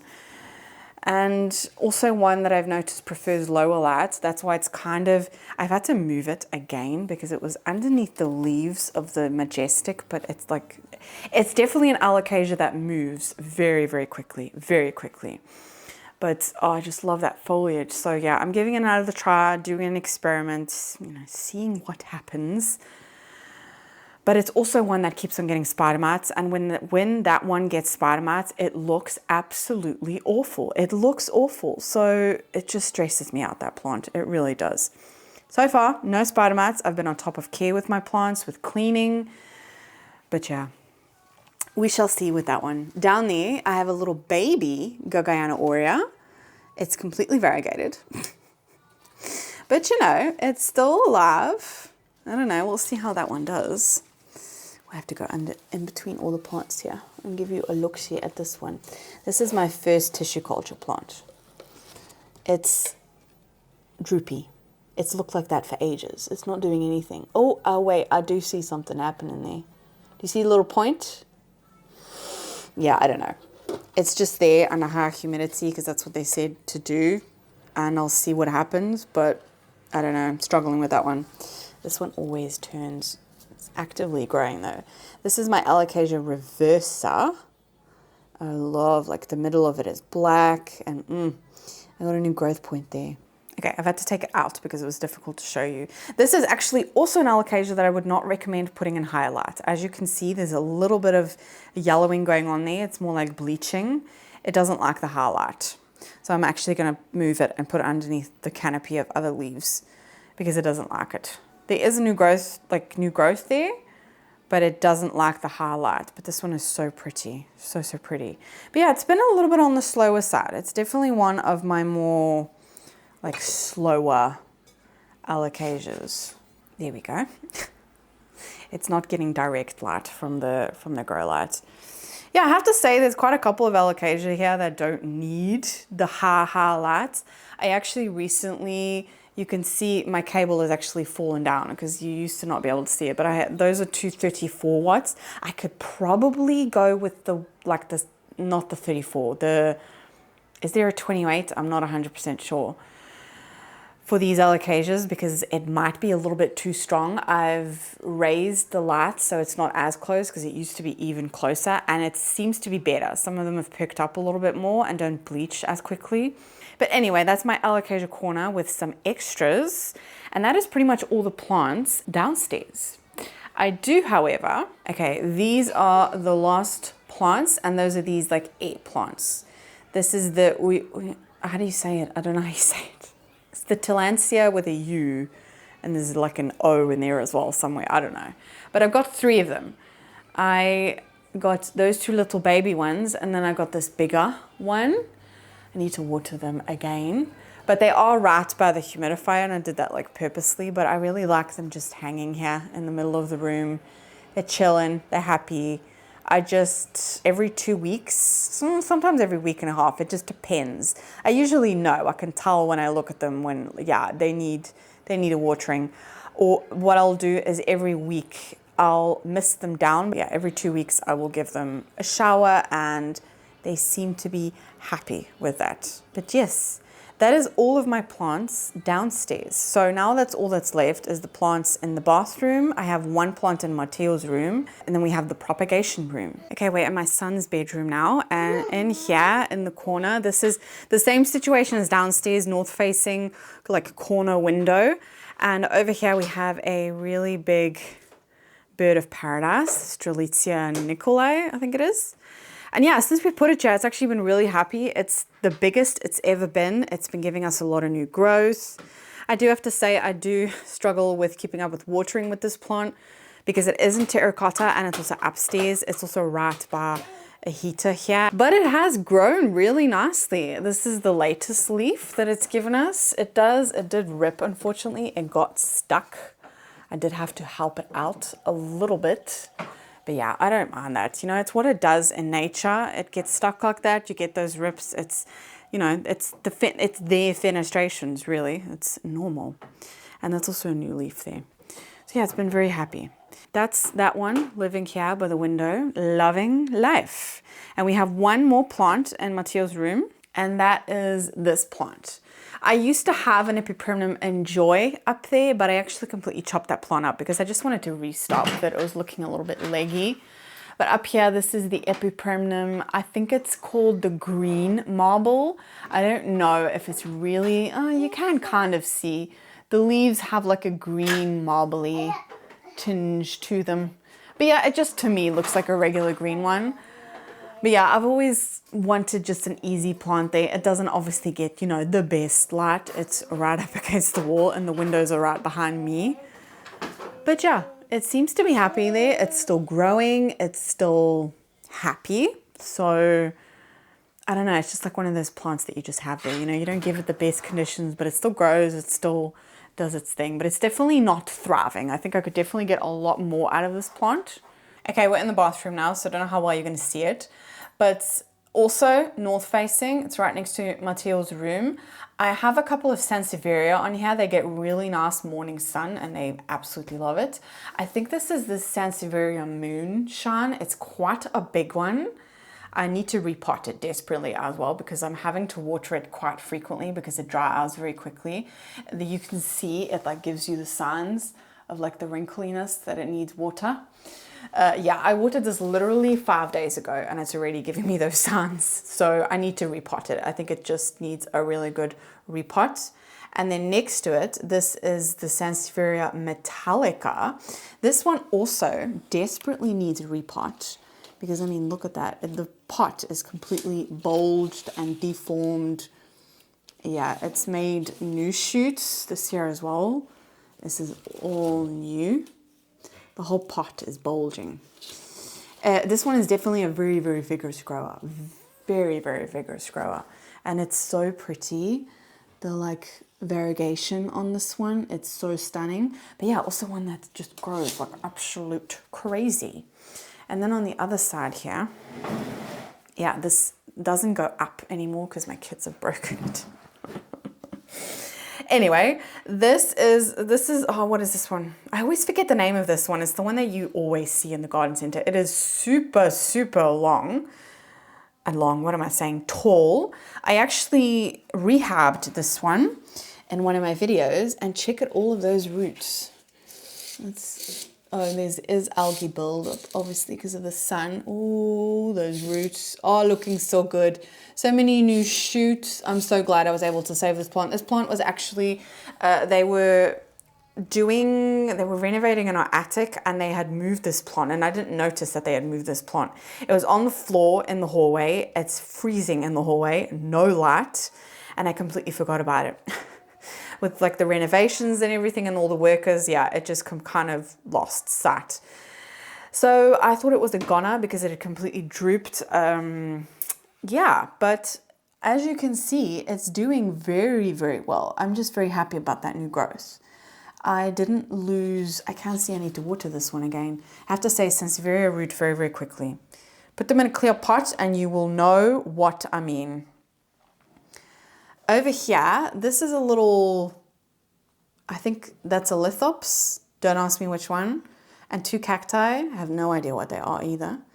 They've not grown that much. They've pretty much gone dormant. It looks okay. Yeah, no, it's fine. It's fine. It's just gone dormant. It's just gone, yeah. Yeah, those definitely went dormant. They weren't getting enough light in the summer. What am I saying? In the winter, I mean.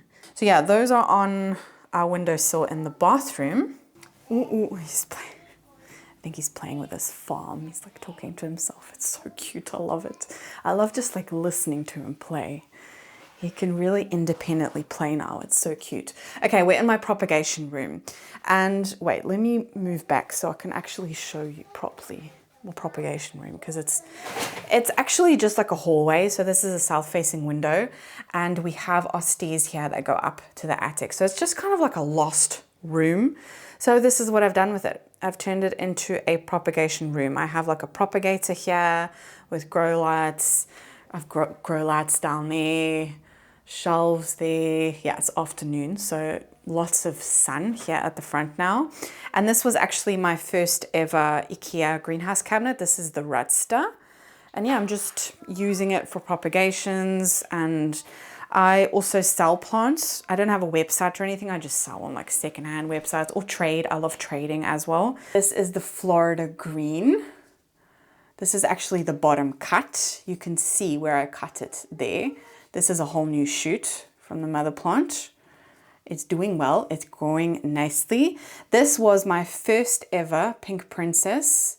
Oh my word, that leaf is beautiful. That is so weird. But yeah, this plant has been this size for over a year, and it's just been irritating me so much. I put it up here, the leaves just get stuck all the time. I mean, look at that. It just gets stuck all the time. It is so irritating. But it's such a pretty one. Like, look at that marbliness. It's so stunning. It's just a very irritating one. Yeah. Yeah, I got a little Mykins prop here. I got this from Svetlana from Firefly and Rue, another one that she put in the package. Oh no, it's bleaching a little bit. Are these grow lights too strong? I purposely use these grow lights because they're not. This is like the cheapest thing that you can get on Amazon, these. But it seems to be a little bit bleached. I have to keep an eye on that. It's growing quite slowly, but my Billy also grew very slowly. Oh, I can see nice roots there. But yeah, she gave me that one. It's so cute. I love it in small form. Love it. It's so adorable, those leaves. And then over here, it's actually looking a little bit bigger because I recently sold some plants. I have a tray. Ooh, lighting. This is a tray of all Splendors. I know that leaf looks awful. Yeah, I do have to say some of these plants did not survive when I was sick a couple of weeks ago, so they're looking a little bit battered. I have a bunch of propagations. Yeah, this is what's left of the Milano, is this tray. I'm selling all of these. I've had enough of them. You're a beautiful plant. You really, really are, but you're just not for me. Are you singing to yourself? Okay, it's not listening to me at all. Then over here, this is a I'm not going to try and say this.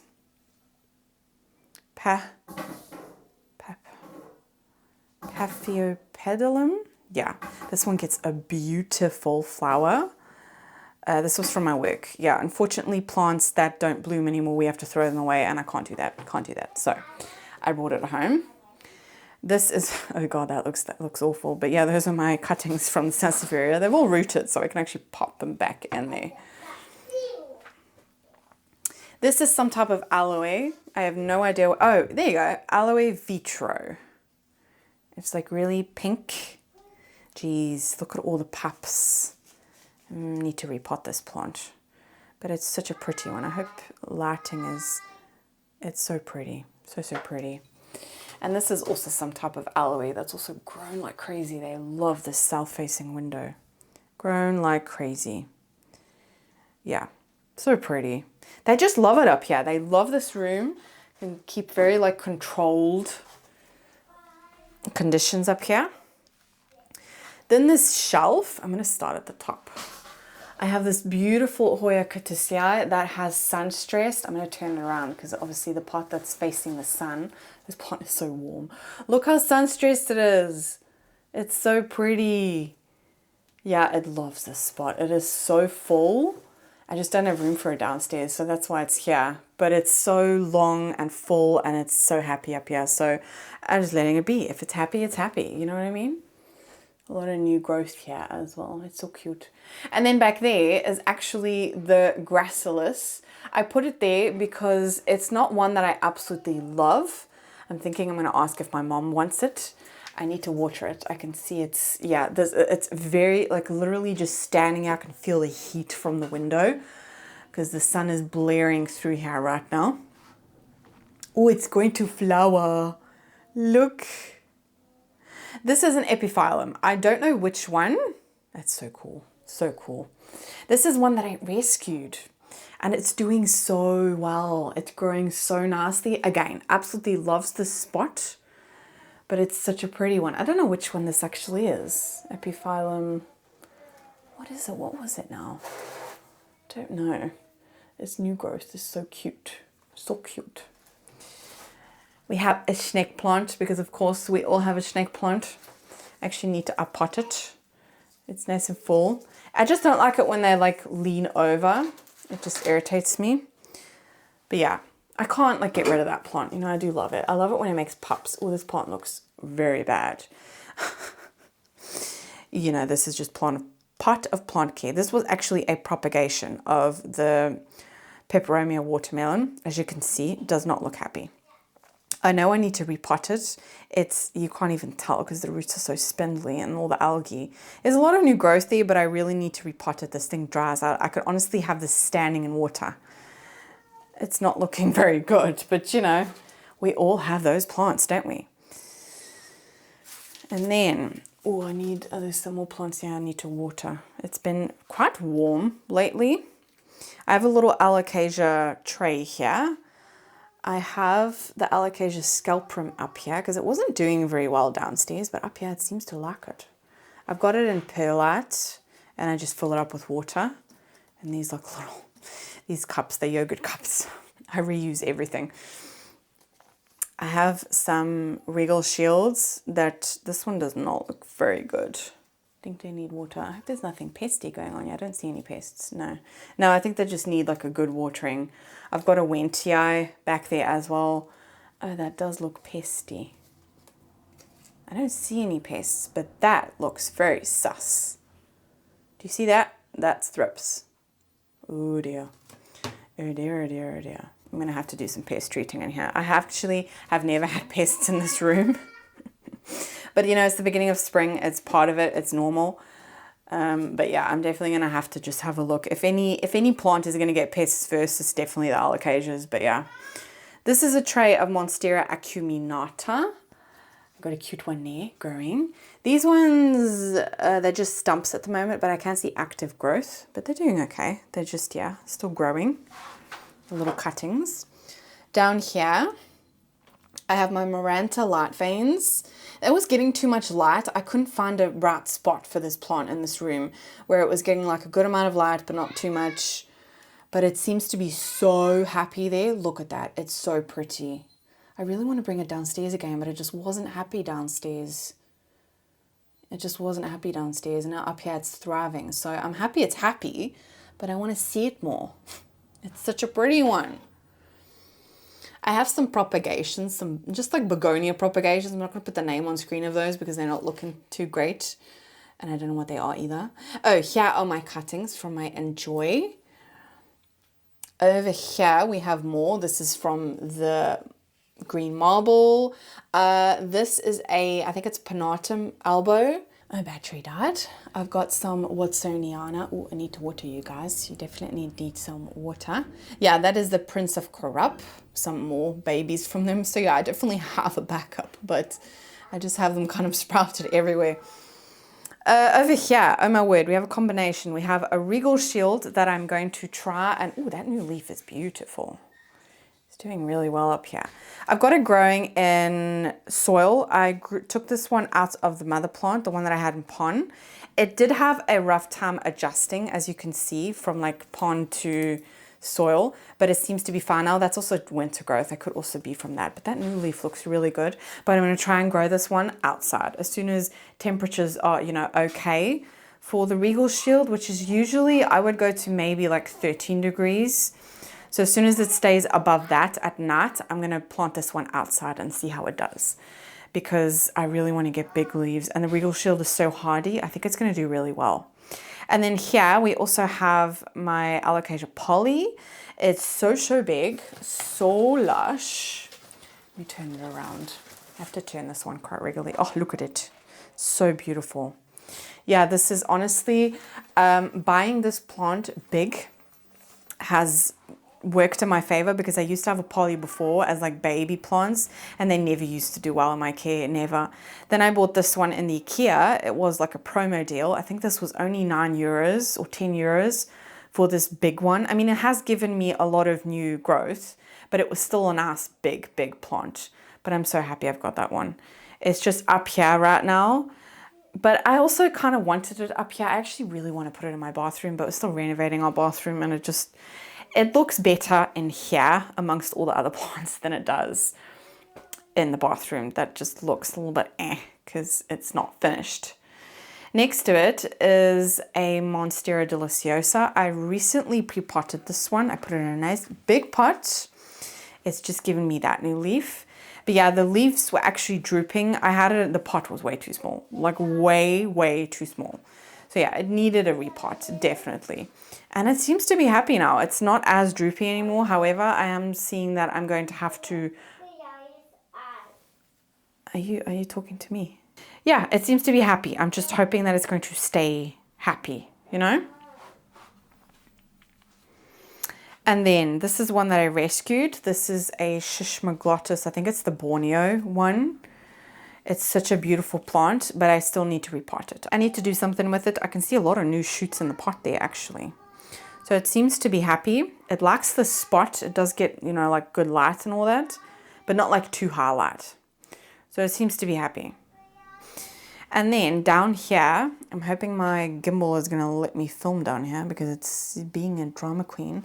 I've got more Monstera deliciosa cuttings. Geez, I've got so much here. I actually have my Socialis litiboris down here because it was looking very straggly. I need to water it again. That's why it's drooping. I also need to repot it. But it was looking very straggly. It wasn't getting enough light, so I wanted to put it under here to give it more light. And it has picked up. I can actually see a bunch of new growth there. Again, I need to water it. That's why it's droopy. I also have some Florida green cuttings there. Oh, there's a new leaf there. That's so exciting. I have a crystallinum there. Another little pup. Oh my word, what else do we have in here? Yeah, down there is Rescue Mission, but it's not going very well, to be honest. I've got some McDowell over there. I think I've got Mama there and all that, and McDowell, but they don't look like anything at the moment. In here, though, we do have something exciting happening in here. Those are just some cuttings, but look at this. This is our varicosum that only wants to grow in a prop box. Which is so annoying. because it's such a pretty plant. But yeah, that's the only spot that we seem to be able to keep this plant happy, is in a prop box. So it's living there. Yeah.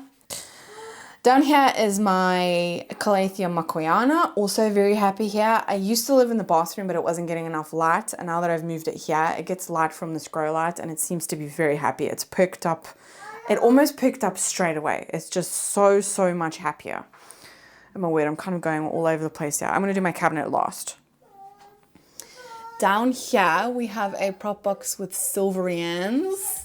They're looking very pretty. Look at that. Yeah, again, Schinapsis, so easy to propagate. Down there we have Schinapsis Silver Splash cuttings. Those are the only ones I actually have, because I had enough of that plant. I had the Exotica and it looks very similar. Here is the Greyhound. It was getting too much light in the bathroom. It was on the windowsill and it seems to be a lot happier here. It's just, yeah, my experience with Aglaonema is I prefer lower light. It's still getting light from the grow light here, but it just seems to be a lot happier.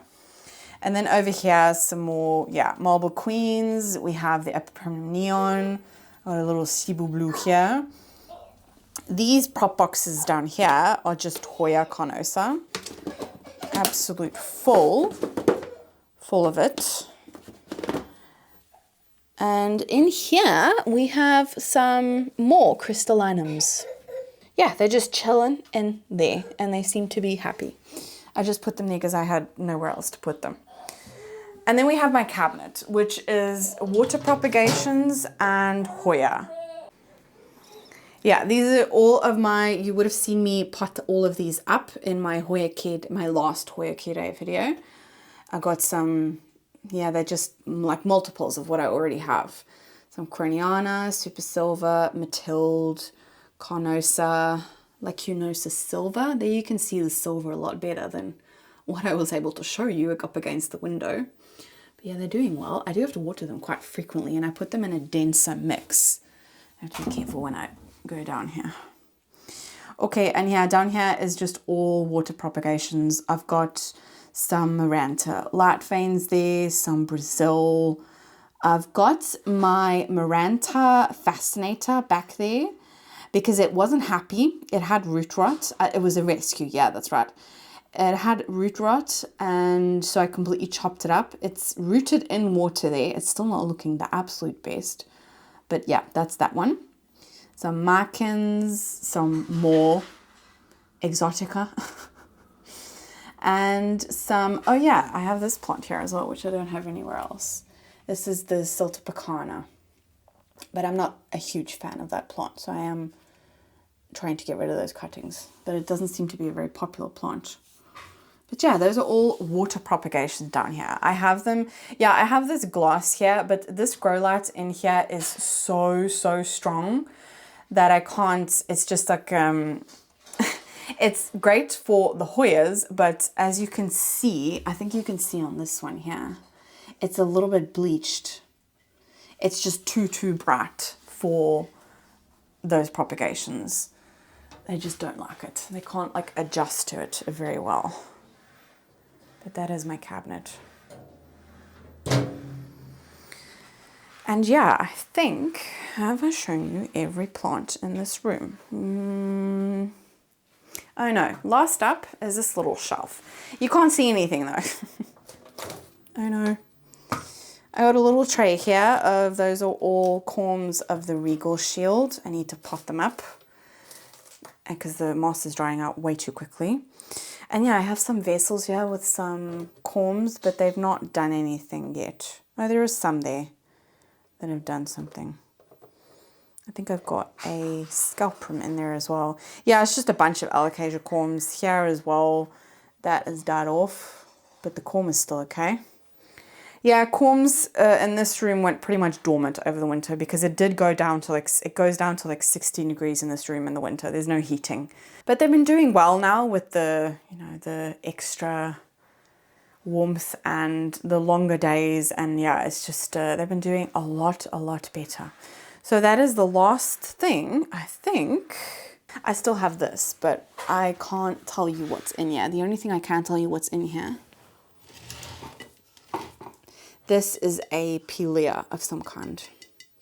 Is it the moon one? But it's all the way to the top. It's completely overtaken this. There's also a fern in here. Yeah, this is all fern. I think this is probably about 2 years old, this terrarium. I love this plant. Absolutely love it. So yeah, it's completely fully grown, but I love it. I love how full it is. And I also have another one in here that I wasn't able to show you because my gimbal was freaking out. And that's this terrarium, which is also just a fern. It's completely grown. Oh no, there's an asparagus fern in there as well. Yeah, it's just completely fully grown. This fern. It's the only way that I can keep ferns happy is by growing them in a terrarium. And this one as well, because I love this one. I think it's got such pretty leaves, but it's the only way I'm able to keep it happy. No maintenance whatsoever. It's just, you know, a terrarium. I don't open it at all. That is my propagation room and all the plants upstairs. Okay, we've made it all the way around. My voice is probably sounding very, but you heard me at the beginning of the video. I cannot shut up about my plants. I just absolutely love them. And this video, I definitely had to control myself. I could have gone way more insane, but showing you each and every single plant, you know, that's going to be a long video. I keep on thinking maybe I should split it up, but no, I'm going to put it in one video. That is my entire houseplant collection. I am thinking about doing 2 of these a year. Do like one in the spring and then maybe like beginning of winter. I hope that you enjoyed my houseplant tour. I'm not going to ramble on too much because I know this is going to be a long video. But if you haven't yet subscribed to my channel and this is your first video watching of me, please come along and join me. I hope I'm not too irritating or too chatty for you. But yeah, I'm just very passionate about my plants and I share everything. I bring you along with my repots, with plant chores. I love rescuing plants. I want to do more like go to plant markets and botanical gardens and, you know, like garden centers. I feel like I've plucked up the courage a little bit more. A year ago, I definitely would not have done that, but I've done a couple of like garden center tours now, so I feel like I am getting the courage to do that. But yeah, I'm a home girl. I love being home and just being in my plants. Just love it. I do my best. I try. It's definitely a juggling act being a mother, and I mean, even if you're not a parent, you know, it's having a lot of plants is a juggling act. There's constantly mess everywhere. There's constantly something that you have to do. The plant chores never ever end. There's always a plant that you've missed to water. You know, as a plant parent, you know exactly what I'm talking about. But it would be really nice if you come along with me on my jungle story and come along with me on the journey. We can help each other out. I've gotten so many great tips from you guys. So please don't hesitate to like leave comments. I always read them. I always get back to them. Not always straight away, but again, I have 2 kids and I work. So it's only really when I get like a free moment. But yeah, come along with me on the journey. If you like this video, please give it a thumbs up, share it. You probably are not going to be able to watch this video in one go, but I still really appreciate it. In my last couple of videos, I've been doing this thing with an emoji, and it's to let me know that you watched all the way to the end, because view time is the best way of supporting my channel. So for this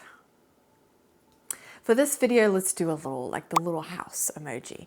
And then I know that you watched all the way to the end. And I really appreciate it. If you are a new subscriber, leave a comment down below. I love hearing from you. Maybe do like if you're a new subscriber, do like the hi emoji, you know, like the wave emoji or something like that.